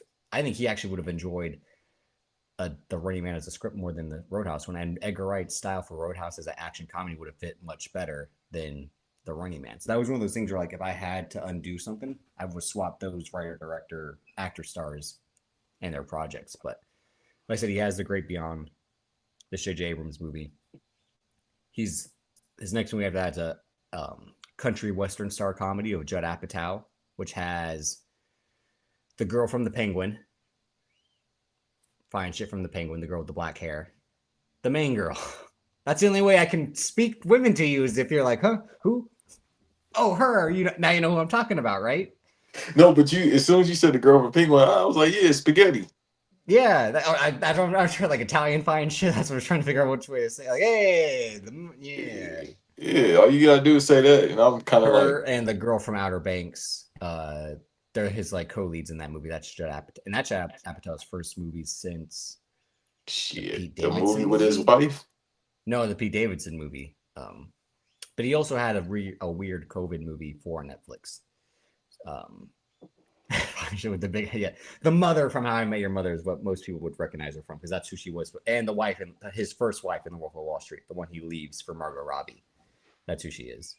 Yeah, because all I remember about Judd Apatow is the movie with his wife. He did that. I Need You Out the Crib movie. That's what I call it. There's 4 of those because there's Knocked Up, This Is 40, This Is 40 because I actually worked on that. And we talked about that a few weeks ago where I said, I didn't know that was Megan Fox until the homie told me. He was like, that's Megan Fox right there. I said, yeah. You were on the set when I told you with Wyatt Russell and the hockey players. Yeah. Because everybody was like, who's these big ass white dudes? I said, I don't know. But that's one of his next movies. But then he announced it that he's playing Fox McCloud in the new. So here's the thing. The image dropped first. I sent it to you. And you were like, I was kind of pissed. And this is coming from a guy that don't care about spoilers, but damn. I don't like spoilers, but at the same time, y'all could have said that Nintendo. Y'all just said, fuck it. Y'all see him. Here you go. Damn, y'all couldn't save some suspension. It takes place in the galaxy. Did you not kind of expect? Did you? Yeah, no, come on. That was a dead giveaway. Okay. And then again, they try everybody at this point, like, all right, so they about to make a Smash Brothers movie, which can't be mad at. Because they talked about this years ago. I remember they talked about this playing shit like 10 years ago or so, doing something like this. I told you there's no guarantees. Even though I don't think this movie will fail at all. It's Mario. How much you think it's going to make? Let me see what the first one did. I think it hit damn near a bill, if not a bill.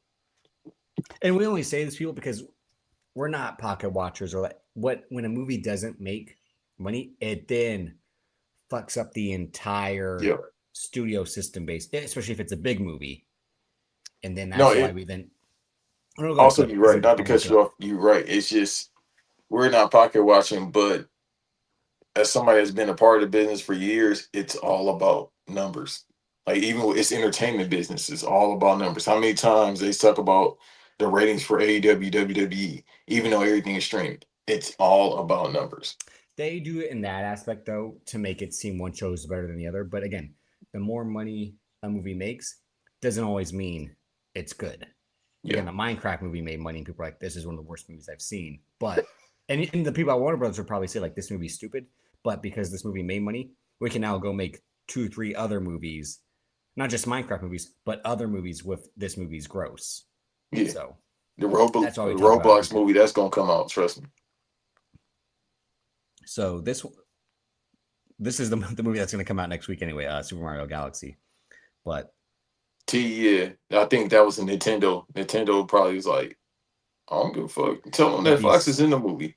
but the Super Mario Brothers movie did make 1.3 billion. So Yeah, some of that money was from me and Ant because I've and seen that movie at least 5 times. it would be more often not when a movie is kind of a big success like that. I think both Inside Outs made a billion, or maybe the second was just short of it.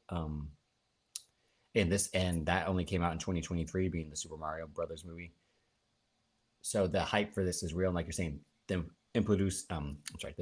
introducing and implementing more characters from the Smash Brothers world to get people hyped about it, which is what I said. There's no guarantees. So if their plan is to go straight into Super Smash Bros. Next, instead of doing what I was saying, where like you build it by character, like what a Fox McCloud, what a Star Fox. For some reason, I thought he was Sky Fox. I never really played those games, but I'm like, is he Sky Fox? And I'm like, oh, it's Star Fox. Duh. But would that movie make as much money on its own, like what was supposed to happen initially with um, the MCU, building brick by brick in the successful way? But when Warner Brothers tried to do the reverse engineering of, we'll start with Superman, then do Batman, Superman, then do Justice League, then do the other characters after that. And when that didn't work, because other people were like, oh yeah, this isn't smart because no one knows who these other characters are. Why would we go and want to see them? Even though the first and only Justice League, because the Zack Snyder one didn't go to theaters, did make a good amount of money. It fucked up the bread for the other ones going forward. But I think that's what Universal's trying to do is go straight to the super team up movie. That way, if it is still successful, they can feel like they can take chances on, like Christian's saying, Metroid. No, that ain't going as much as a boy. I'm going I don't think crazy they want about to do. I said I think Star they want Fox, to but go. a Metroid movie TV show, dog. I'm buying all the merch. And the live action Zelda is next year, but like I told you, that's Sony. They probably maybe would do, like you and I were saying, a hybrid of where there's an animated Link that they can introduce, but keep the live action separate, much like Sony does of MCU Spider Man and Disney, and then Spider Verse Spider Man for their animated movies. So Yeah, who I knows? think the third it'll be a third Superman. I'm tripping. I'm sorry, y'all. Oh, there definitely will be a third Super Mario's, but I'm saying is Yeah, would they just call it Smash Bros instead? Would it be Super no, because Mario they got to Smash roll Bros? out with the Wario and Waluigi. They got to go We'll that because the maybe, merch but reasons. maybe they're gonna do. They're not. My point. I haven't seen the first movie, and I won't see this one. Um, they don't really like follow the games, right? Not No, like not plot by verbatim. ploppy. Yeah. So that's Yeah, like but at the same time, the marketing. I mean, because it's Nintendo. So number one, we talking about numbers. They like, hey, we got it, but we can get some more. Because like me and Aunt be saying, they don't care about sales. We not doing sales because you know why? We Nintendo. You own us. We don't want you. games. Yeah, You game own rights. us. Yeah. So compared to a Sony or a Microsoft, they not really worried about the money. Uh, so with them, the third movie would be like I said, Wario Waluigi because of the merch reasons. Just like this one, you got Yoshi in here now. You got all the other characters, merch reasons. The third movie there, and then we can do Smash Brothers because we already know the Legend of Zelda live action movie is gonna make a lot of money too because It's Zelda. It's gonna make No, it's I think Zelda, it'll make bro. a decent amount It's based off the fandom, but also it depends. It depends on how that movie looks, because don't forget, everyone thought the last Airbender movie was going to be successful because the Nickelodeon show. yeah, but this is Zelda. That's- But as a Zelda That mark, I'm Nickelodeon telling show you, it's also. gonna make money. I'm not saying it won't, but I think if it looks weird, I'm saying for the it'll get its core The audience non like most things. fans. Yeah, if that But you movie know what the looks problem is? I hate to keep cutting you off, but you know what no, the no, problem that's what I want you is? to do. The problem is, or this is a good problem to have. The thing is, everybody that's going to watch this movie has played a Zelda game, just like a Super Mario game. Like T just said, the Sonic movies are making money because you got people my age, shit, a little bit older, and the kids love Sonic, and then we buying the merch, and the kids buying merch. You see what I'm saying? So it's stuff. But let's not forget. I think what Paramount's doing with Sonic is the old school way of, like I said, slowly. They didn't rush to do Shadow. They didn't rush to do who's the other girl, the pink girl, Amy, who's Amy. gonna They be in this didn't. movie? Yeah, they didn't cram all that into second like what they're doing with Mario Galaxy. I'm not saying what either one is doing is right or wrong. I think the approach is because Paramount they fucked up Mario the first time. They did Yeah, that trailer. Everyone's like, "What the fuck is this? Where's even though I Sonic?" like the movie because of nostalgia reason.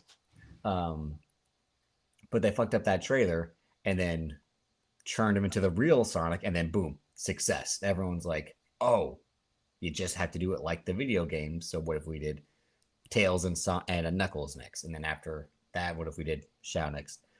But at the same time, what Universal is trying to do, because everyone's also like, "What about a Luigi's Mansion movie?" Charlie Day's like, "I would love to do it. Obviously, it's got an important part." But my thing is like everyone's like, "All right, Metroid, Link, Star Fox." Did Captain Falcon ever have his own game, or was he just in Smash Bros? No, it's F-Zero. Okay, Yeah, that was a racing so game. that's something like all these other side characters from Smash Bros. Are you willing to like take your time and plan them out before, or do mega team up first and then see which ones pop online merch sales? Like if everyone goes crazy over Glenn Powell's voice as Fox McCloud, is that going to be enough for Universal to be like, now we do Star Fox solo because he's got Please. a lot of TikToks, a lot of IG posts, a lot of tweets are about how great Star Fox Hey, is. Let's see.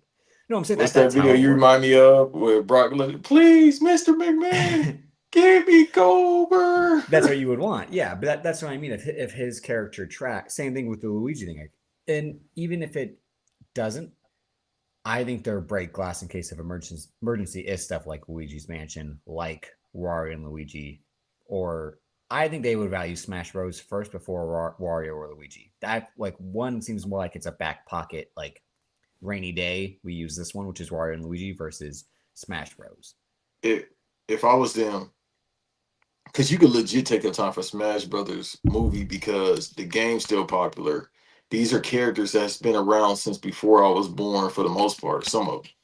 And then now they're still popular because the Switch, I mean, they just keep selling units. Who move units and Pimp Juice and us. So it's like they're gonna always move units. Hell, they doing the remakes of Ocarina of Time and the Star Fox game this year. I'm like, well, I guess I gotta get a Switch 2 now, even though I didn't own the first one. And then Pokemon. So I think right now you can do the third movie Didn't again. You can do a Wario adventure movie like they did with the game, or Wario Inc. the game from GBA with the mini games. You could do something like that. yeah. But I don't know about Luigi's Mansion. Like, not saying I love Luigi's Mansion one, but I don't know if you can do that in feature film format. You know, it depends on the cost of it. Like if it's easy for them to do it. I mean, the It first should be one, like an hour and a half, man. Like, well, Galaxy is an hour and 39 minutes. That caught me off guard. I thought it was gonna be like two. the first one, its budget was 100 million, and again, it was 90 minutes. So maybe that's their strategy is we can make these 90-minute movies for 100 because it's basically like the template exists. It's from the fucking video games. Let's just bring them over here and make cutscenes 40 minutes longer, and then we Thank got a you. movie. So, but then I guess also the main part of the budget too is like, look at the cast. Like I said, they got Glenn Powell, who even though he hasn't had a mega hit, yes, he has, like I said, Twisters, but Running Man didn't do so well, and Twisters only did okay. Um, his real test would be the J.J. Abrams movie, but that's a fraud check for him and J.J. Abrams, because J.J. Abrams hasn't made a movie since Rise of Skywalker, and time to nut up or shut up, pal. Do you got what it takes? Because he ran into the corner after that movie. Yeah, it made money, but after everyone's like, "You fucked up Star Wars," and Yeah. he was only brought back to save it because in their mind, Rian Johnson fucked up Star Wars, but he didn't fuck it up all the way. He just fucked up pieces of it, in my opinion. And nobody blames Captain Bigelow. Not Captain Bigelow. What's the lady name? Well, I want to talk about that when we get to just a brief snippet of Project Hail Mary that we'll talk about. But Yeah, Glenn I'm gonna Powell, watch it the same day I watch Mario this week as well. but Glenn Powell doesn't need that much to be the Well, same voice, day. because I think he realizes like his voice being in this might be more helpful to his career than certain live action roles have been. But the Yeah. rest of the cast is great. It's again Jack Black, who's the king of kids movies, Chris Pratt, who needs this just as much as he needs anything now, Right. You because all talking about Dwayne? Look at Chris Pratt. Charlie Day, again, who doesn't need that much because he only does Always Sunny and then small comedies. Anya Taylor Joy, which is still crazy they get Anya Taylor Joy to be in this movie. Brie Larson, Oscar winner Brie Larson, whose character for Fast 9 they only created because Vin Diesel was like, my daughter needs a surrogate in these movies, and Yeah, Brie Larson's gonna play her. And I'm like, that's not how movies work. for him. Keegan Michael Keegan would take any paycheck. Um, Donald Glover was probably the craziest one as Yoshi, but as you said, it makes sense. I'm like, I guess. Yeah, Um, I guess he could do a real good impersonation, but again, and this Benny definitely somebody that don't Safdie, need the work. I think he got all the work he could do. Issa Rae as Honey Queen. Yeah, And she just makes money for not. I'm not saying it in a negative way because I'm glad someone can get paid to sit on her ass, but she's making money for shows that aren't even being produced. But that's also because she's like, they don't want to make my shows. Hollywood's racist. And I'm like, she is right about that. Like, yeah. so. And then so fuck it. Let me go get some voiceover money. And then, like I said, Benny Safdie, and I'm just, yeah, I don't want to talk about the Safdies because I would just shit on. I would just shit Who on is he him and playing? Bowser Jr. That's hilarious. Yeah, which is why I don't want to talk about it because I'm just like, this is him trying to get some goodwill because there are now some allegations about him and his brother, but okay. And he's trying to be like a golden boy. Yeah, he's just an yeah. But yeah, it was crazy. And then everyone posted. I was almost going to upload it this because for a while Glenn Powell had this particular photo of himself on a red carpet, and I would always forget what the comments are.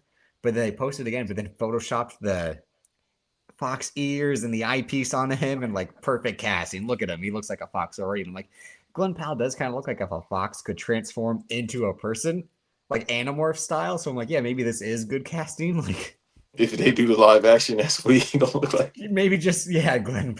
But yeah, like how many Star Fox games did you play? Yes. Is he basically just Han Solo as a fox? Is that his thing? No, he more so like Tom Cruise character. He's literally Maverick as a fox. Like he's Yeah, the he more best so Maverick. pilot in the galaxy. The cool guy, the expert at flying. I got the Okay. homies with me. Yeah, except for he doing this because his father used to be a fighter pilot, and then if you play Star Fox 64, they remind him like every fucking villain reminds him of that. And Fox, you're just like your dad. That's how they all sound too. And then you Yeah, got so his homie Slippy, the frog, who useless, but they probably all gonna be hearing the unit, the well, whole Fox well, that's unit. what They're I gonna mean. be Yeah, and if not, then they're like, he has his own. If you like this guy so much, he has his own world. We'll do this next. If you like this guy so much, yeah. that's what I'm saying. But more likely they'll be in there. And then everybody want to hear that one phrase, do the barrel roll. That's when I'll be like, he said the thing. but yeah, just crazy casting that one of Hollywood's right. Yeah, youngish stars, because like you said, this guy's already a grown man.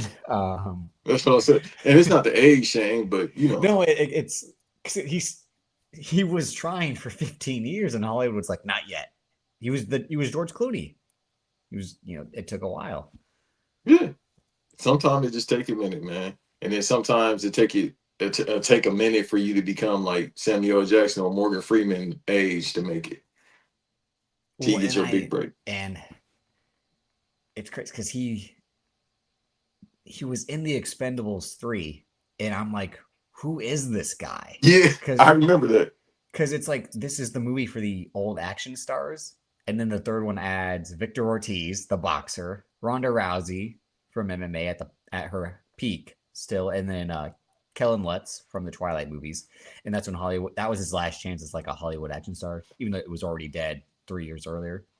But then Glenn Powell is like the wisecracking guy in it, and I'm like, who is this shaved head guy? And I'm like, huh? And then you see him now, and you're like, it's crazy that this guy's career really started in terms of like as an adult actor in the Expendables 3. Yeah. The best thing about Expendables 3, bro, I remember I was literally in tears. I couldn't breathe. I was laughing so hard. That interaction with Jason Statham and Harrison Ford. What language is he speaking? What goddamn language is that? Well, do you know why Harrison Ford is in that movie, right? You can explain?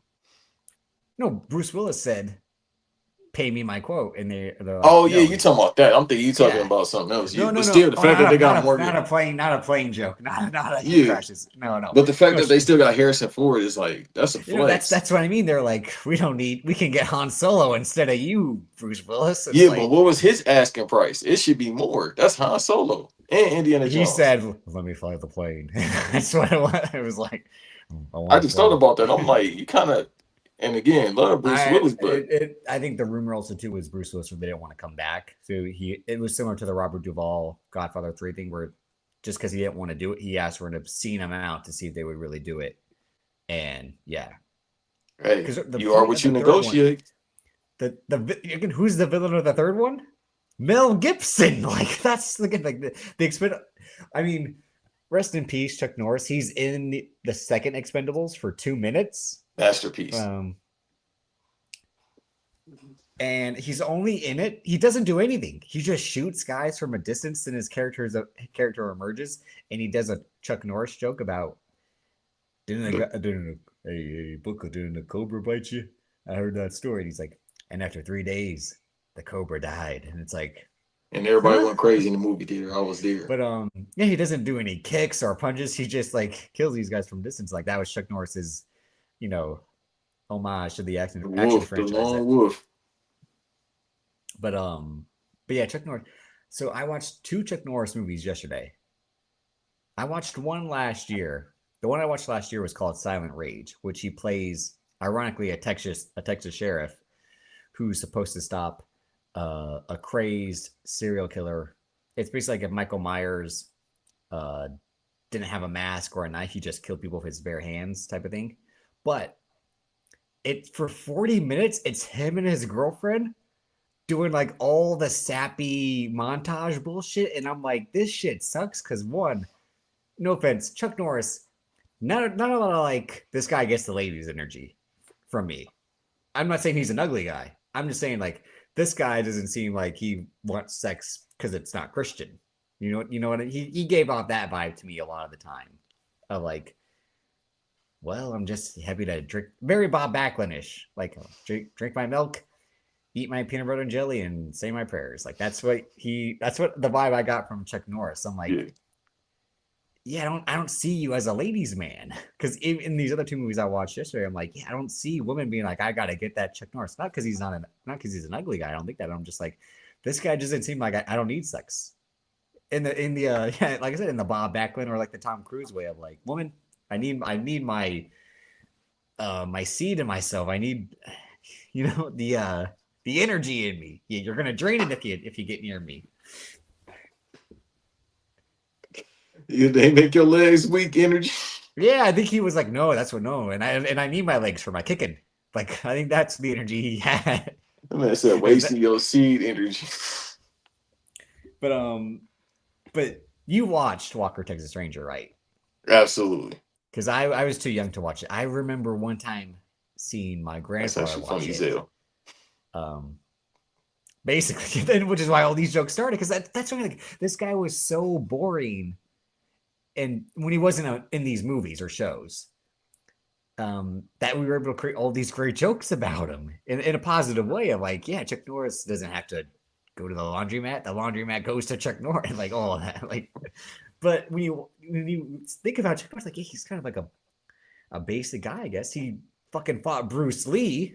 Like he has a famous fight scene with an icon, and then Hollywood's like, well, Bruce Lee's dead. Let's get this guy to be the action star in America now. Yeah, but he wasn't going. He wasn't a film star. That's the thing. Could he No, been? yeah. I don't know. But because No, you his got acting the his acting is bad. Like I'm watching these movies, I'm like, yeah, well, this shit. I guy. love But Schwarzenegger. He wasn't a well, fucking Daniel Day Lewis.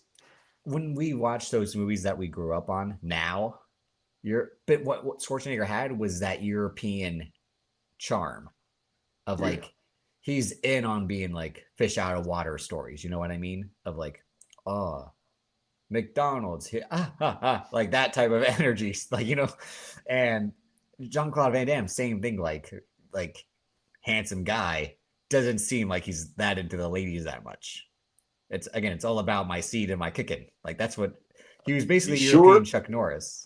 Hey, John Cloud was out there partying, boy. No, I know. I'm saying in real life. I'm saying the energy of the characters on screen. Oh, okay. I'm about to say Yeah. he was partying. No, I believe they were getting down. I'm saying like every time you like, I wouldn't believe like the character in Bloodsport, Frank Dukes. Like they create the reporter character for him to bang, but other it's like I don't think this guy really cares about it. I think he cares about honoring his sensei because that's what he's more into. Like, Yeah, you got to be tapped into some other stuff. You can't give your seed away when sand get thrown in your eye and you can't see, so you start hulking out. or there's a reason, just like in Time Cop, Time Cop, the reason they give guys a wife is just to kill her in the beginning, like because these guys aren't like chick magnets or chemistry women. So that's what I was kind of realizing is like Chuck Norris good as an ass kicker because like he kicks through a windshield in one movie I watched yesterday, and the good guys don't wear. I mean, good guys wear black. He murders the guy by kicking through the windshield, and I'm like, that's pretty badass. I haven't seen that before. That might be legit too. That one was well made, and the other one I watched was A Force of One, and that's where he plays a karate instructor that has to train the narcotics cops because they can't defend themselves properly. And I'm like, well, that's not his fault. A lot of his premises were kind of weak. Yeah, the premises are never that good, except for Walker Texas Ranger. Well, it's just like I said about Miami Vice. What if we had an old West sheriff, but instead of a gun, he used his legs, and everyone's like, ho, ho, ho, ho. But then everyone was posting the unintentional comedy aspect of Walker Texas Ranger. I told you, ironically, the night before he passed, I was watching Conan O'Brien make fun of Walker Texas Ranger because he had that bit during the early years of his show, and I'm like, yeah, this show did seem very like, what if Seven Heaven had an action star in it? Yeah. It's a lot of like wholesome messaging, but his character was also supposed to be like Native American. I'm like, this is Chuck Norris. This guy does not look. Well, Haley Joel Osment, the little kid in there. Well, obviously he was a little kid, but he was. He's like, this is what the Cherokee say or whatever. Not that Cherokee. That's my Cherokee. The Navajos. Like, yeah. Yeah. But, and then he said, Walker told me I have AIDS. Yeah, that's what I mean. Like, it was just a show because it was for USA, but I don't know if they were like, if that was their influence or Chuck Norris's influence. Because, like I said, he had this vibe of like a guy who's like. But that's why I seen it because he used to come on right before Raw. Yeah.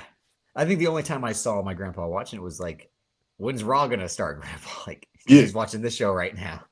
And then after that, the Navy SEAL show used to come on. Navy SEAL show. Oh, Jag, the lawyer. Yeah, Jag used to come on right there. But yeah, I mean, it's like the way he passed, and he had everyone kept posting. He had the famous scene, the famous cameo in Dodgeball where he gives the thumbs up, and at the end, when Ben Stiller gets fat again, his character's like, "Fucking Chuck Norris," like.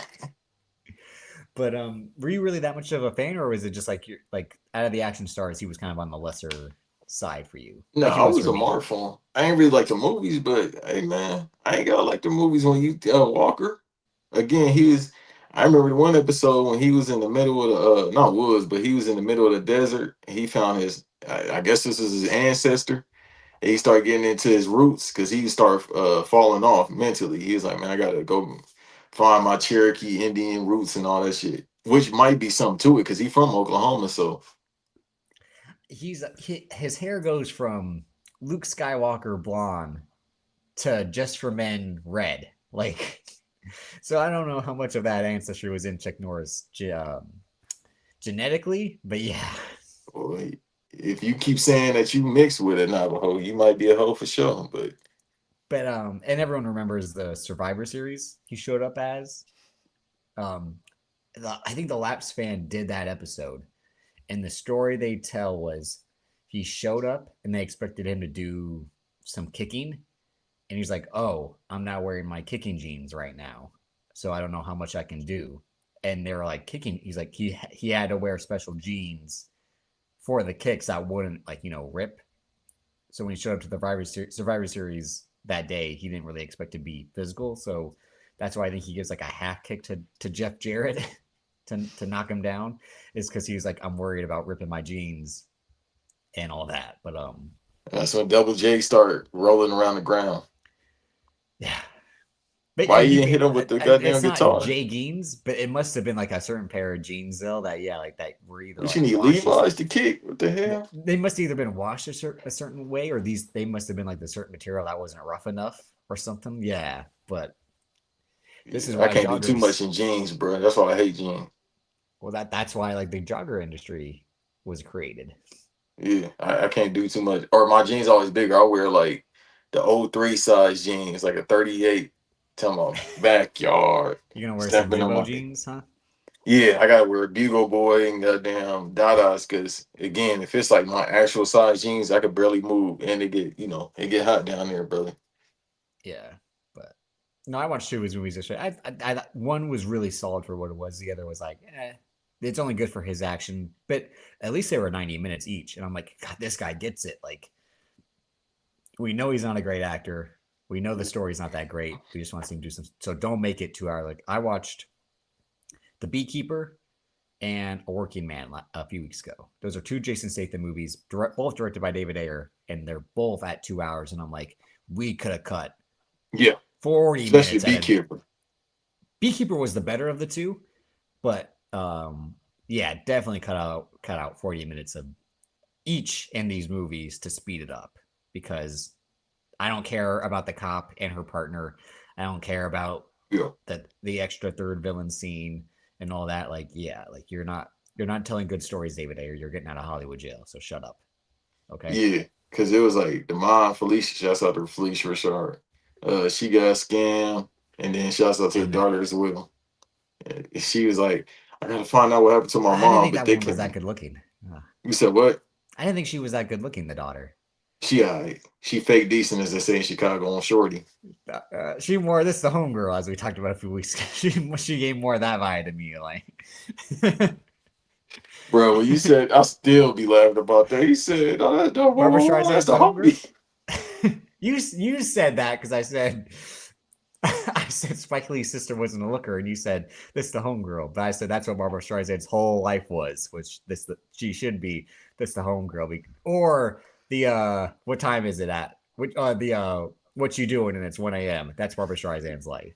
Or that's when y'all be kicking on the couch and then she trying to take it that way. You be like, hey man, Hey, not right it's now, out not the right. mud. Yeah, but yeah, rest in peace, Chuck Norris. Was he really even that much of a controversial figure? Right? Like he Apparently wasn't they like. said he was racist and MAGA, but that's all I heard. I mean, I wouldn't be surprised if he was hardcore conservative, but That's all I heard. I ain't hear nothing about no racism stuff. because I mean, this is what I talk about with Key. Like men of a certain age from a certain time were raised that conservative style, depending on where it was. Like you said, if he was from Oklahoma, that like of course he's going to be a certain way towards a certain type of people. Yeah, because they always gotta say racism. I'm like, he might be something else. he might Oh, be the other he thing, might be against them people more than anything else. because this kind of so he was Like in that movie Sidekicks, in which he plays himself, and Jason Statham kind of has a movie like that planned, where he's going to play Jason Statham in a movie. didn't they just do that with Nicolas Cage? They did it with Nicolas Cage. They did it with Jean-Claude Van Damme in 2008 with JCVD, but that's like a real serious movie. He doesn't fight anyone in that movie. But do you like that idea of the actor playing themselves? No, And motherfucker, I ain't come here to see you. you want to see I ain't come here to see Don Cheadle. I mean, in like a real movie, not like on Entourage or a TV show where like so and so shows up playing. You talking about them breaking the fourth wall? Well, that's breaking like the fourth wall with Entourage. You talking about this Inception shit? No, where it's like the fucking no, because what Entourage tries to do is make it seem like the real world kind of exists. I'm saying the way the Nick Cage movie, which is breaking the fourth wall, like he's in on how crazy and weird he is. Let's acknowledge that by making a whole movie about it. That's why I don't like when. So the Jason Statham movie is Jason Statham Stole My Bike. It will be directed by David Leitch, who did Atomic Blonde, Deadpool 2, Hobbs and Shaw, Fall Guy, Bullet Train. That's his next movie after the one he's making comes out. And I'm like, why are you trying to make this weird movie in which Jason Statham is going to play himself? Yeah, I have a whole thing about David Leitch where I'm like, what's kind of going on? But that he worked with the Fall Guy, and he worked on the Fall Guy with Ryan Gosling. And we're not going to talk about Project Hail Mary too much because Biggs hasn't seen it yet. But for those of you that watched White Noise, there are very few of you, there was a reoccurring segment called Goss Watch. I would annoy Cal with the latest news about Ryan Gosling because I started the show in 2022. In the summer of 2022, The Gray Man comes out. And that's when Barbie's being filmed. So this is like the height of like Ryan Gosling's back because he took years off after First Man, and then the pandemic happened, but he wasn't working through the pandemic. So it was like, this guy's back. And I explained, like, I didn't like Ryan Gosling at first with The Notebook and Lars and the Real Girl, Half Nelson. I didn't like him being heartthrob, skinny guy doing weird stuff. I liked him when he did the Leo DiCaprio thing, which is in 2010, Ryan Gosling grew the fuck up and he goes on a run with Drive, one of my favorite movies of all time. Crazy Stupid Love, great movie, which is a stupid movie and then gets better after you watch it every single time. But it's still like a dumb movie when you watch it at first. And he continues with Only God Forgives and Place Beyond the Pines, two of the most I'm him movies in which, and that's why I explained to Cal, like, I enjoy Ryan Gosling because it's literally like the guy that white guys want to be. Handsome, quiet, wear good clothes. He married Eva Mendes after the set of Place Beyond the Pines because they fell in love for real while being boyfriend and girlfriend on that as characters in that movie. And then he goes on a run with The Big Short, La La Land, The Nice Guys, Blade Runner 2049, and First Man. And it's like, this is the fucking guy.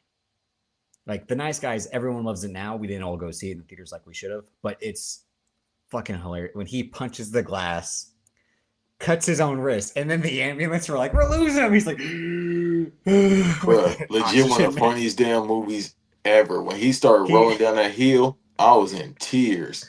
When Russell Crowe's like, give me the gun, and he throws it through the window. And he's like, shit! Like, bro, so, that shit had me in tears. But that's it. He goes on this legend, like even La La Land, whether you like musicals or not, he's phenomenal in it. I like La La Land. And it's such a well-made movie by Damien Chazelle. They reteamed for First Man, which it's insane how well they made this movie about Neil Armstrong and the race that they were in to get into space and how fucking crazy it was that these guys were going in metal cans. Because the cinematography and the sound design for that is phenomenal, especially the first opening scene where he's in the test, like plane X or something like that, one of the first test planes. And it's like, yeah, these guys could have died any minute if the parachute didn't deploy at the right time. The Big Short, I forgot to mess that up. Like his part in The Big Short's one of the best, where he's like the guy telling him how to make the most money while everyone else loses money. But he has the parts where like, this is my quant. He comes from Asia. You think I wouldn't know what I'm doing if he didn't come from Asia or something like that? And the guy breaks the fourth wall and goes, I'm not actually from Asia. I'm just Asian. Like, but he plays a dickhead in that, and that was his thing. Like he was indie darling, slowly transitioning into a tour director. Like Denis Villeneuve was like, this is the perfect guy for the Blade Runner sequel because he's not gonna say a fucking word in this movie. He barely talks in Blade Runner. He just looks cool, looks dirty, gets his ass kicked or beats up guys, and that's it. And then after that, he's like, I don't want to make dark movies anymore. I want to make lighter stuff, which means I want to cash some fucking checks, people. I got kids. I got 2 kids, and I'm a handsome guy. I'm a jack guy. I can be an action star. So he does The Gray Man, which I was disappointed in, but I enjoy it for what it is. It's a solid 2.5-star action movie. It just had a lot of hype around it that didn't live up to it. He should have got the Oscar for Barbie. He was better as Ken than Robert Downey Jr. was better as his character in Oppenheimer, without a doubt. The Fall Guy, another disappointing movie, but he's good in it. It's just that movie, they should have remade that movie. And I just listened to something where David Leitch said it was supposed to kind of be a more darker noir, but then they made it more of a romantic comedy. And I'm like, you probably should have made the darker noir instead of the romantic comedy. But like Ryan Gosling's saying, like I got kids, I don't want to keep making dark, angry guy movies. I want to make lighter, funnier stuff, which means Barbie, Fall Guy, Project Hail Mary. This movie's phenomenal. Go out and see it. Great, like I said earlier in the show, Greg Fraser as cinematographer, phenomenal job. The editing, phenomenal job. Drew Goddard wrote the script, and for those of you that don't know, Drew Goddard wrote and directed The Cabin in the Woods, great horror movie because it's a satire of horror movies in a way. And he was supposed to write this Sinister Six movie, and I'm the only one who remembers what he said about the Sinister Six movie because I screenshot the article that has his quotes where he said, this movie is going to be better than Doctor Strange. What does Doctor Strange have? Magic tricks. Fuck you, magic tricks. We got Tom Hardy as a Godzilla-sized skyscraper as Sandman in this movie. Fuck that magic shit. He went on like a rant. He's like, this movie's going to be the Dirty Dozen meets the Sex Pistols, and that Sinister Six movie never came out. They asked him about it recently. He said, I was writing the script, and then the Sony hack happened, and the FBI showed up on the Sony lot. So that was that. Well, they kind of got it in No Way Home. They didn't cancel because of that. They canceled because of the failure of the Amazing Spider-Man 2. But he was just like, I'm just glad that they didn't read the script and say it was bad. Yeah. Well, we got it anyway. It's called No Way Home. Exactly. But that was in like Drew Goddard. And he started on shows like Buffy and Angel. And then he worked on Lost for a little bit. He's supposed to write and direct the new Matrix. And I don't know if this is the Matrix that, as we talked about, where Michael B. Jordan was supposed to be Morpheus at one time. Young Morpheus, I should say. But they're calling what his Matrix is Matrix 5. So, and he hasn't, and he said in this article, is the original cast coming back? He said, I can't comment on that at the moment. That means go. But he wrote this script, and he also wrote the script for The Martian, which was written by the guy, Andy Weir, who wrote both books of The Martian and Project Hail Mary. So, there are 2 more important factors out of all this stuff, and here's what I'm getting to. Phil Lord and Chris Miller made this movie. Like you said earlier, Kathy Kennedy, she had these guys for Solo and said, get off the set. And then fucked that movie up by bringing in Ron Howard and killed the future Han Solo franchise. These guys barely miss. They did the Cloudy with a Chance of Meatballs movies. I haven't seen them, but they made money. And they're good for kids. The Lego movie. The first Lego movie, phenomenal. They made you care about Legos and the comedy of it, especially when Charlie Day, again, great voice actor, when he plays Benny, the pilot, he goes, spaceship, I'm running a spaceship. And he just says spaceship for 20 seconds in a row as they fly to go save it. They did both 21 and 22 Jump Street movies. And then, they just wrote the first Amazing Spider-Man. The first Spider-Verse movie, which won the Oscar for Best Animated Film that year. So Kathleen Kennedy told these guys, you're not good enough for Star Wars. Which is stupid, because they use imagination. This movie is imagination-based, from what I'm seeing. And this movie, if it took place in a galaxy far, far, far away, would be the best Star Wars movie since Return of the Jedi. Well, I don't Even think though I Return like of the the Phantom I actually don't Menace. think I don't think Return of the Jedi is that good. They're in the woods way too long. You want to say Return of the Jedi? You really want to argue? When the Mandalorian and Grogu comes out, we'll do a whole Star Wars episode. How about that?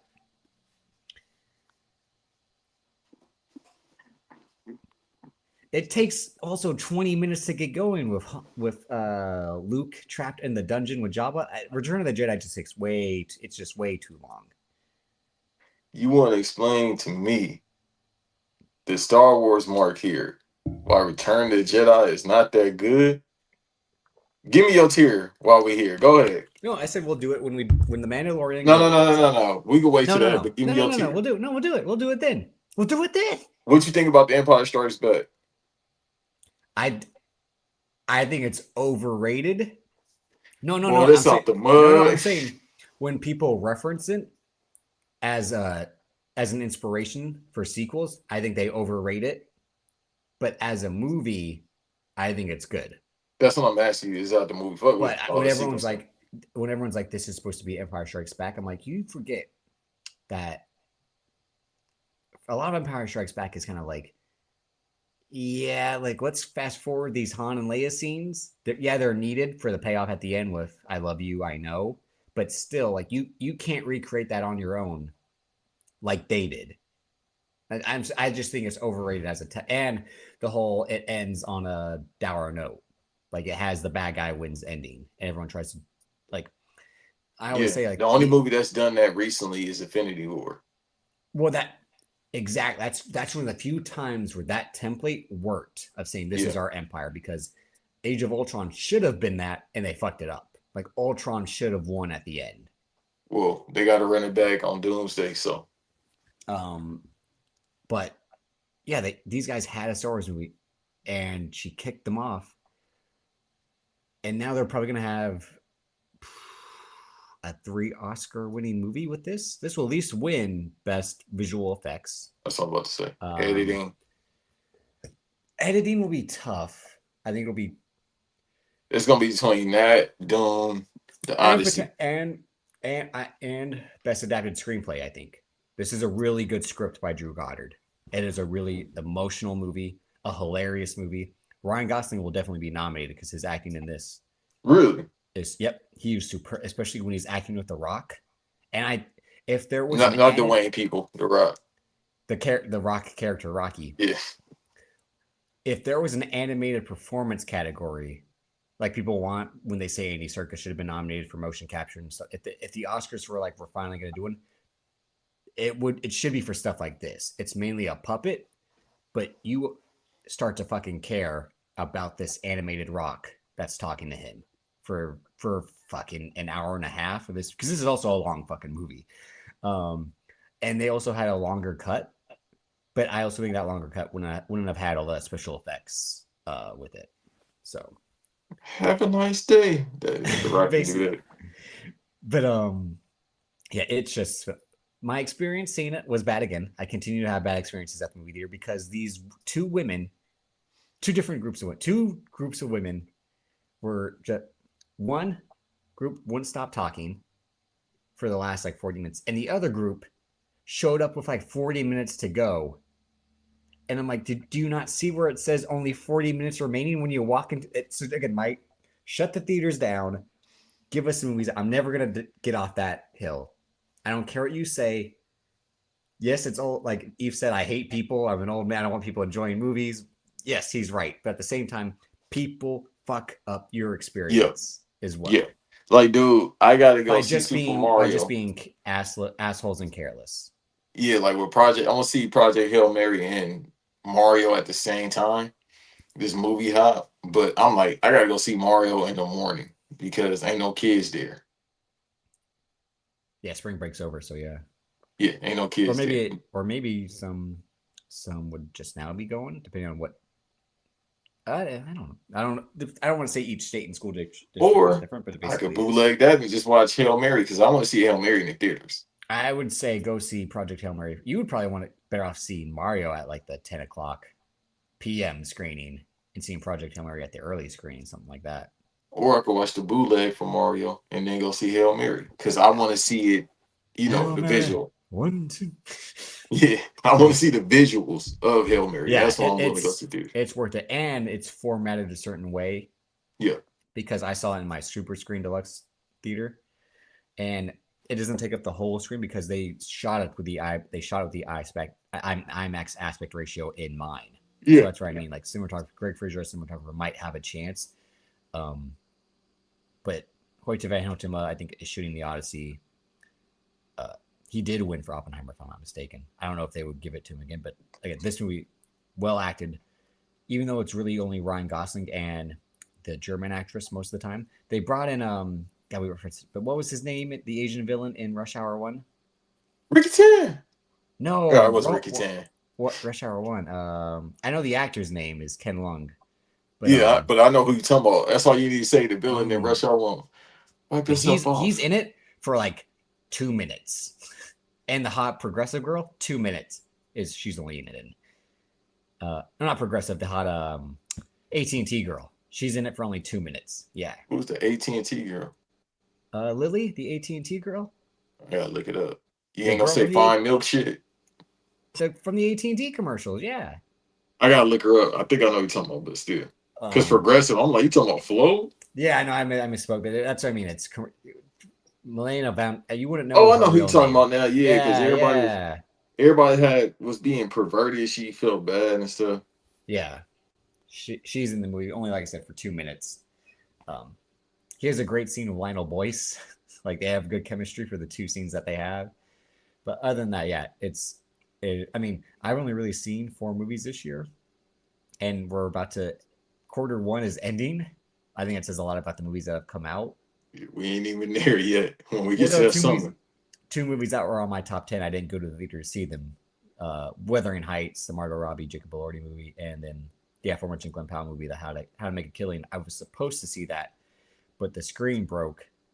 I mean, the projector broke the hour before I was supposed to see it, but yet they still sold me the ticket. So again, shut down movie theaters.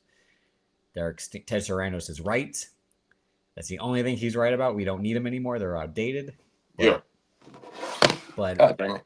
yeah, we'll talk about it more in depth when you see it. But we're gonna wrap up because the only last 2 bits of Hollywood news is, like you said, Fast Forever, Fast 11, or 12, base 11 and a half if you count Hobbs and Shaw, has a new writer, and this guy wrote the Now You See Me 3, aka Now You See Me, Now You Don't, and the first Hunger Games prequel, The Ballad of Songbirds and of Snakes. 2 movies I haven't seen, I won't see. Yeah. I think this guy's a bad choice because it's not Chris Morgan. You have to bring Chris Morgan back to these movies, which is why the last 2 movies have sucked because they haven't been written by Chris Morgan. He picked The Rock in the Dwayne Vin Diesel deal, and we haven't had any Hobbs and Shaw 2s or Hobbs solo movies. And Chris Morgan, what the fuck are you doing? Are you just sitting on your ass with your millions? I guess. Come back, save these movies because Vin Diesel, again, is on his crazy IG posting about how much this guy is going to do for his little movie about street racing, even though, like you said, it's going to be worth, I mean, it's going to cost $200 million to make a movie about street racing. And he's going on about Cuba and how important it was to film in Cuba with Charlize Theron for Fate of the Furious and how she was the only person who could place. And I'm just like, what are you mad? It's What over, bro. like Universal TV set? said 200 million. You can't do all that with 200 million. Take your ass back downtown LA, get the VCRs and the Blu-ray players, and just race. And that's how we gonna end this franchise. Don't make it. Just don't make it. I'm Nah, done. now you kind of have to, and they already set the No, date. man. So The last 2 really have hurt me. They've hurt me. watch Why what do you watch what this one gonna do. why do you hurt me, Michael? I've been nothing but loyal to you. That's what they've done to me. Like Watch what all this one I've gonna do. done is talk about how great these movies are, how enjoyable these movies are. One, Yeah.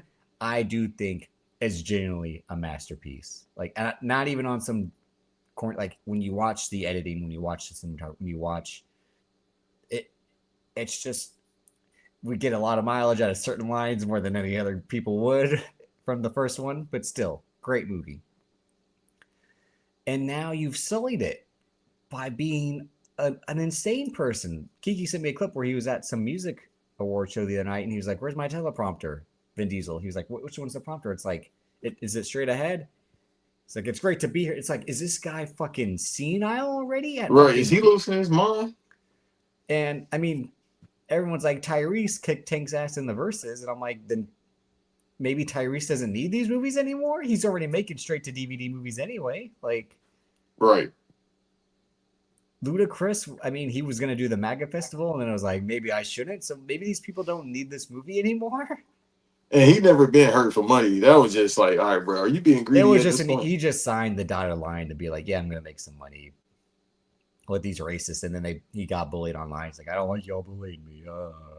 Because I think he on tour right now. But yeah, it's just like, don't make it. You can't get good people to write these or direct these movies because it's still going to be directed by Louis Leterrier, and he's not that good of a director. So, yeah, just stop. Just stop. Thing, Michelle Rodriguez ain't doing nothing either. I don't even think they're going to bring back Alan Ritchson, who's in the news for beating up his neighbor. That's somebody else. Hey, I ain't moving to L.A. I got a crib in Tennessee. It's not his fault for beating up that guy. That guy got in his way. So it's like, and like everyone kept saying, like, have you seen Alan Ritchson? Why would you go up to that guy and pick a fight? Like, what I just say, that's that damn Southern pride. I don't give a damn about this Hollywood person. Yeah. This guy's like, built like every time I see Alan Ritchson, I'm like, he's just built like a Jeep. He's the size of a Jeep. I'm like, brother, y'all, you trying? Alan, what's his name? His character, Jack Reacher. Yeah, Thad Castle. Jack Reacher, who should be playing Batman, but he too cock diesel. He should be playing absolute Batman, but not Batman. That's what I'm saying. Yeah, no. Everyone's like, he should play absolute Batman, but absolute Batman's also like a 24-year-old. So yeah, but he like built like Brock Lesnar, which is crazy. Or maybe he's a little bit older. I haven't read the last couple of issues. No, he like 20-something. Yeah. No, wrong. That's what I'm saying. If we give him the Batman with fucking Damian Wayne, he too diesel. Yeah. Yeah, he's just way. You put him as Bane, shit. Well, people are saying he should be that, or he should be. There's a version of Eddie Brock where he becomes like where the Venom becomes like a commando or something like that, right? Yeah. Yeah. Or just like him, just keep beating up goddamn criminals that he 20. Well, no, that's like this. He's been online trolling this whole incident, like on his Instagram. I don't follow that. I see it on my Explore page. He's like being fun and goofy after he whooped this guy's ass and got away with it. He's just like having a grand time. Yeah, because the motherfucker like, why you coming up to my crib? Yeah, but he also knew like everyone's gonna be on his side. And in the past, he's been like a very kind of I think he moved dude motorcycle too with one hand. He get this shit out my driveway. No, that was his motorcycle where apparently the guy tried to jump in front of his motorcycle. Yeah, what's the story behind all that?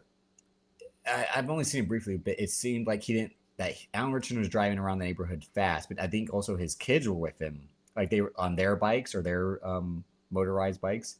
And this guy, I've only seen where this guy literally gets in his way to like make him fall off his motorcycle, and then Alan Ritchson got up and was like, "What the fuck are you doing?" Right. Like he could have fucking killed me, my kids behind me. Yeah. Which is why he went Jack Reacher on when everyone said it was like, and then apparently when the guy was on TMZ trying to explain the side of the story, they could see like a MAGA hat in the background, and people were like, it all makes sense. Again, you see, it's these actors that's making chili, not the pot count. They moving outside of LA. So he in Tennessee is where his crib is. Like he got neighbors. He ain't behind the gate. He got neighbors. So yeah, it's gonna happen. But at the same time, why you gonna pull up on Jack Reacher?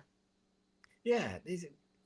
I don't give a goddamn how big you is, boy. Well, this motherfucker like 6'5", 260. I think he said in high school he went to in high school he went to a guy who's like a famous conservative MAGA guy now, and I think his quotes are like, he was a dickhead then and he's still a dickhead now, or something like that. He's like, he was a loser in high school, so I'm not surprised he's a racist conservative now or something like that. He had jokes like that, but yeah, so you can't don't fuck with this guy. Unfortunately, it really hasn't turned because that movie War Machine, It's on Netflix. It's a horrible movie. Yeah, that's why I didn't watch it. Yeah, and I was like, oh, this guy needs just like I've said, just like John Cena, this guy needs a better agent because what they got you doing. Well, you can't really put him in too many roles, though. No, the it made sense. Like but they just and it was directed by the guy who did Expendables 3, and he's a bad director, Patrick Hughes. Yeah. But it made sense for like soldier fights machine. But they literally made this machine so fucking powerful. It was like redundant for the way he defeated it. It was just a piss poor. Wait a minute. I'm surprised Marvel didn't try to sue. The name? Yeah, Disney didn't try to sue. Everyone's like, this machine looks like it's straight out of Metal Gear Solid. Like they just altered Kojima's design for this machine. So, but then Kojima was online praising it, I think, or something like that. Yeah, he do that. He don't be a mark, and then he don't own the rights anyway. And what everyone see, and then there was like he's gonna see Alan Richardson and ask him to get scanned. Like, I need you, get over. Somebody just said he should play Solid Snake. That's crazy. He did. He was the one. Yeah, he too fucking diesel. I think everybody said that in the comment section too. Yeah, and they've been trying to make that Metal Gear Solid movie for a decade now. So yeah, like how you gonna sneak around? I go sneak your big ass around. We can see you. Like, you know I can see you. Yeah, but there was that news, and then the last is Shane Black is going to be making this old 70s book series called The Executioner into a movie that Joel Silver, legendary Hollywood producer, is on board to produce. And Shane Black is writing and directing it, but also co-writing with the last two guys he worked on scripts with. And my thing is, just stop, Shane, because his last two movies are The Predator, which post-production fucked up that movie, and then the scandal around it, which was there was a predator on set, a real predator on set. To say, wait, which one, sir? No, a real, and then Olivia Munn didn't know that, and then brought that up to the people in charge, and that negative publicity because she made us think like, I wouldn't have done this movie if I had known they allowed people like that on the set. And this was someone who was close with Shane Black apparently. So it's like that negative momentum killed that movie. And then the movie was it's not a trash classic, but it's almost there. That version of The Predator. And then he did that movie, like I said, Play Dirty with Mark Wahlberg and Keith Stanfield on Prime, which is just batshit over the top craziness and doesn't make any sense. I think he's lost it. He's in his 70s now too. This guy, don't forget, was the big hot young screenwriter in the 80s. Yeah, with Lethal Weapon and Long Kiss Goodnight, Last Boy Scout. So I think him trying to keep going after they didn't greenlit The Nice Guys 2, and Ryan Gosling keeps saying like, look, I know you all want The Nice Guys 2 just because I'm still relevant, Russell Crowe's still relevant, but the movie didn't make any money, and they're not going to greenlit a second one because the first one didn't make any money. Right. He's like, as much as I would want to do it, and we want to do it, it just, unless we get the funding for it, we can't make it. Also, too, the thing about jokes is it's only funny once. So it's kind of hard to do a sequel to a comedy. No, they could. That's what I think. I think Shane Black, because when you watch The Nice Guys, it's like, this guy's got it. Because even though it was literally a decade after Kiss Kiss Bang Bang, and Shane Black's the ultimate like two guys shit talking each other while they solve a crime, and in between that he made Iron Man 3 for the paycheck. But like I said, I think he's lost his fastball with the way that Predator movie turned out and the way this Play Dirty movie turned out. But who knows? Maybe he could find it again with Ryan Gosling and Russell Crowe. But Ryan Gosling also said, I'm not proud, but I'm glad he said this at a screening for Project Hail Mary. He's like, it's on us, being Hollywood, to make movies for you to come out and see. Yeah. So I'm glad everyone's enjoying this movie. I'm glad you're here to see it. So he was basically saying like, you shouldn't just come to see the movie because you want to see, like, we got to start making stuff that's worthy of you to come out and see it. But I also think he's saying that because he knows this movie's doing well. like The Fall Guy, I went to see it. I enjoyed the extended version, which was like 20 more minutes of footage on Peacock.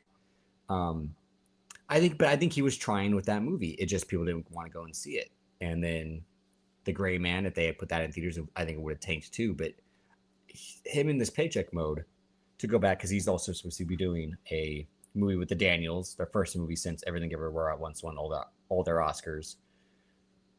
And it's supposed to be like an action comedy type of adventure movie that no one knows anything else about. But yeah, he's, of course, you should say that when you're on the top of the mountain right now. Like, hey, let's go make good movies. You deserve good movies because this movie's good. It would be like if Tom Cruise, which was why he was right to do what he did with Top Gun Maverick, of like, if you go to the theater, you'll see a great movie, especially mine.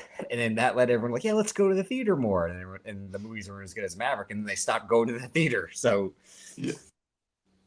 But yeah, Shane Black, and same thing for Joel Silver, legendary Hollywood producer for positive and negative reasons. But yeah, it just goes to show, like, again, these weren't even guys from our era because we were jits watching their movies. Like, by the time I was born, I think Lethal Weapon 3 had already come out. So, like, I had to watch these movies as I got older. But, like, the generation they represent is the generation that is on its way out, unfortunately. But I don't know, in this book, it's like it's a army guy who gets discharged and then takes on the mafia, and I'm like, so is this a period piece too? Because the mafia doesn't exist, pal. Like, we don't have the mafia anymore. So if that's the case, More likely it's a period piece. And if you do that, you know it's going to cost. Because that's the other thing about the Nice Guys. It was a period piece, which worked for it.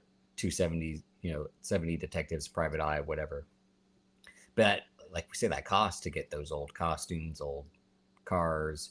You just create the backgrounds, like what buildings used to look like back in the CGI. But still, it costs to make those period pieces, which is why, like I said, I don't think Miami Vice would do that, because that's more to the budget of trying to recreate 80s Miami. Right. But there's a lot to talk about this week. I can't think of anything else. Yeah, it was. I'm glad we didn't do one last week because it allowed us to do all this stuff because it was a busy week. Yeah. I don't really got nothing else to say. I think we covered everything. I know we didn't have a ton of wrestling talk. We probably had that next weekend. If there's nothing, it's nothing to really talk about. Well, no, if there's nothing that happens, that's when I'll talk about wrestling, because I mean that AEW pay-per-view came and went, and to me it was a wait, what AEW pay-per-view? Oh, you talking about the one with Hangman? Yeah, and, the Revolution. Yeah, we were supposed to talk about. And it's another one this week. No, it's 2-3 weeks from now. Oh no, it's the week. No, 2 weeks. It's the week before Mania. Yeah. Okay. Yeah, just the only good thing is what we've been talking about offline, which is the get him, Moose, get him, Joe. Like Jay Uso losing his mind over CM Punk disrespecting his family is the only good thing, because all the other stories, like Jay Cargill has the baddies again, but they're in BFAB and Michin. I'm like, you kicked the women in AEW to the curb as a faction, and now you want to rerun it with these two lesser bands? Like, hey, I mean, for visual reasons, it works. And you give Trick Williams the U.S. title. I mean, I'm saying he's in the U.S. title just so his match with Trick Williams at Mania makes sense, instead of it being a non-title match. So Carmelo Hayes is fucked in this scenario. I mean, I agree with what everyone's, like what you said, which is like they ain't gonna have two black men fight each other for the title. I mean, Triple H said, "Blank, please." Like, what you talking about? Like, no, he definitely did it. Well, he said, also, he did the same, moves Henry he did against Mark Henry. Yeah, Mark Henry said he could say the word. Him and Booker T and all those others. Yeah. Look at the people you naming though, and then you want me to start saying you and Ampy on that praise Booker T. He's the best announcer in the world. No, motherfucker's funny. He is not funny. He is the worst fucking announcer in wrestling history. Well, now he ain't. And they had to give him his appreciation night. Why? Well, now he phoning it in because that money, that chili coming in. So he just. And then they announced Becky Lynch, AJ Lee. Like, oh, what a surprise there! I didn't see that coming. I'm beyond cool for so many reasons, bro. I heard AJ Paul Lee Heyman gets punched by Seth Rollins, and then he says he's going to sue him, which I'm like, that's a little too on the nose. Why is that double entendre? Yeah, well, Paul Heyman said his type of people stew people, so I'm like, what did he say that? You said that this Monday. I think he's like, again? Yeah, because remember he said it before. Yeah, he also him and MJF about to be a faction.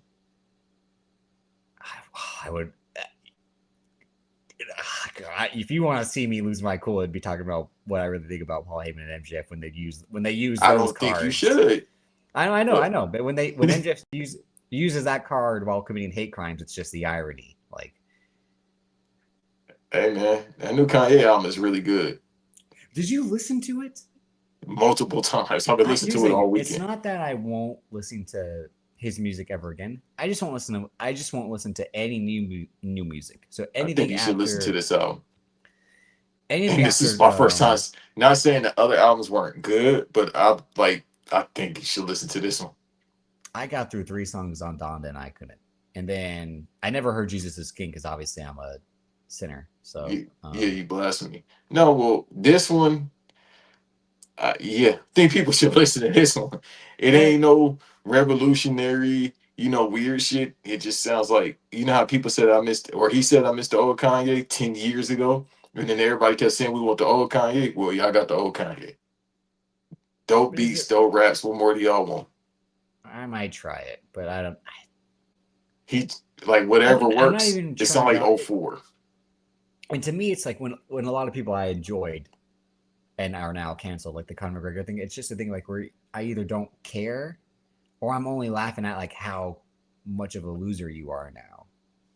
Like Well, and yeah, his he he and with he, he doing what they gonna do to Tiger Woods. He under so many drugs, bro. He probably like, I dropped the album. well, I think that's the other part is like he wants to like do this ultimate face turn. He wants to stop being NWO Hollywood and go back to the red and yellow. But I'm like, he can't go back to red and yellow. That's done. I think he did. I think he did. So I think what he figured out, or his doctors, is, hey, just let him do music and Doctors, that's it. okay. No, dude, you could tell. Like, he was at that the live stream, and he's just like, yeah, bro, they got him under all the dope. You know, again, this is why you and I could really do. I do think a lot of times, not that shit's a work. I think people do stuff for show and then Yeah. want to lie about it. So a work, basically. I think So everything he does is a work.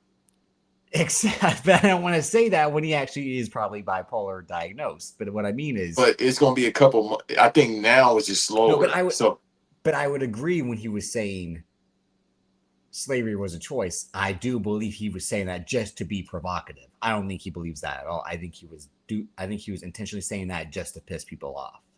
that's 99% of things he's done since the Taylor Swift thing. But Or then no, since also, George like, Bush cares about black people. no, but that was honest. Don't care. But that was honesty though. And then The Taylor Swift thing, 1,000% honesty. but that had the liquor filter, so you can't qualify that because No liquor make look what they no, say. I'm saying that you're obviously going to be honest when you're drunk. So that's where it's like that has to be like a technical knockout instead of a regular knockout. But He was right about that. Of course, he was right about that. Yeah, And it's not even about her. but It could have been anybody. because that happened. Him doing that to her, I always think is why she's a bigger star now. If he never did that to her, I don't think she would be the megastar she is today. You might be I think right. I think she would still be a superstar, but not world domination with fighting the ticketing people and the concert films and all that. I don't think she would be that much of a star. Like I said, I don't think she would be the top star in the world if he didn't give her that boost. Because all that did was make everyone feel bad for her to get on her side. Because what you see now is she annoys people, except her core devoted audience. No, Well, why you think dude signed for a 3-year deal? He said, "I still got it back and all. I still got it." Except for her core devoted audience, which, like what you were saying, Which should be her age at this point. And that's the point. It's like you're making music for women. That college has been done. You lived those years. You're not a young woman anymore. Like, stop it. You had like, your black fellow experience. And now these, I mean, yeah, some little girls listen to her, but they care about the newer people. Like, you're outdated to that, or like the experience is not the same as it was when they were. But that's my point. Is if I had a time machine to stop him from doing that, knowing like if I knew like the aftermath she would be like the 15th biggest star instead of the top 3, I would do it just because I'm like it would save us the unbearableness of her and everything she does. let me say this.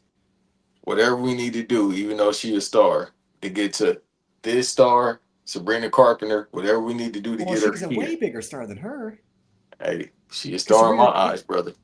because the whole thing about Sabrina Carpenter's career is like, again, like Austin Butler and Glenn Powell, she been doing this. This ain't she been trying. It just finally broke through. And what's Shorty from back home? Oh, Billie Eilish. Yeah. No, Cause she she been is up. She is new, up and coming. Like that's the audience that like I'm saying is like maybe Taylor. We're too young for Taylor Swift. We want Billie Eilish. I don't want you, Dad. I want Raven. I think that's what the audience is when with Billie Eilish and Taylor Swift. yeah. Shouts out to Billy, man. I support her because she from back home. I forgot what part she from. Probably from the Valley. She from LA, but she more likely from the Valley. Or something. I thought she was She from one of the no expensive parts sir, before. no sir. She's from Los Angeles, California. She probably is from the Valley. Because a lot of our people, like you, that's from California, usually from the Valley, and they're like, whatever, dude. Like, legit. Highland All the Park. people that look like Davis from California, that's exactly how they act. You want me to say some names? People, Paul Walker, Davis. Who else from California that look like him? Billie Eilish. We got a ton of people. Shit, Josh Brolin. He's like one of those dude people. But like I said, that when the Josh Brolin, Kevin Costner, Jeff Bridges type, when they grow up in LA, they want to go back to when the West was really the West. They want to go back to being cowboys on the land, on the farm, because like that's all. I don't mean that as a diss, but yeah, they want to. That's the type of LA guys they are. But they know what's up. Like Kevin Yeah. Costner, you know what's up. You from Linwood. Yeah, but that's mean like, but over time they want to they want to talk with that draw, and they want to talk with they want to like again like Jeff Bridges. Like you said to me, like, I had no idea he was from LA. I thought he was from the South because he plays that character so well, like that in real life. But when you see the young Jeff Bridges, he's like the most handsome man of 1973. Like, holy shit, look at this guy. He's gorgeous. Sean Penn, I don't know. He from LA, but he from Malibu, but he act like he from Kentucky. Him and Mel Gibson made a movie in 2019. I'm like, what was that set like? Were they gonna have a knife fight every day, or were they getting along? Yeah, no, they couldn't get along. Them two. That's what. No, but I mean, maybe they could have got along. You never know. Here's how we're at, because famously, not famous, it's a great podcast episode with Bill Simmons. He had Kurt Russell on, and they did Tequila Sunrise, and Kurt Russell's like, look, Mel, he says some things, as like, and he's like, I had a great time with him on set. I think he's a great guy, but he has some of that Australia in him, by being out there. They talk a certain way in terms of like, not the accent, but like about people a certain way or things a certain way. He's like, now do I think he takes things too far? Yeah, Mel, no, slow it down, Mel. No, that's a little too much. But at the same time, Carlos was like, look, I'm from a time where we weren't so precious, where we weren't so PC. Especially a guy like Kurt Russell, who was a minor league baseball player first, and that locker room, clubhouse environment, especially for that sport at that time, men talked a certain way. So what he was saying is like, I don't agree with everything Mel Gibson says. I don't necessarily think he's a bad person either, but I also know like, hey, I think I have a good time with the guy, I had a good time with the guy. It's crazy. Yeah. And then he said, because then Bill Simmons asked him like, well, after that you do Tombstone, and what was Val Kilmer like? He's like, well, with Mel, yeah, this, and with Val, you might have the ayahuasca type of world that you're getting involved. So those are two different guys to party with. He's like, Mel and I, you get a case of beer, we're gonna have a good time. But with Val, might be a little bit racism, but it's fine. He's like, Val, you have a little bit of a different bag. I'm like, yeah, I want to hang with the guys at the ayahuasca, the DMT. That's what I want to hang out with. But yeah, I mean, I want to know what the set of that movie would have been like with 5'4" Sean Penn and angry Mel Gibson. Tell you one thing, ain't no black people there. No. And on that note, we'll see y'all next time. You gonna let them run a train on you? No. Never. No. He was more mad about the other people more than them.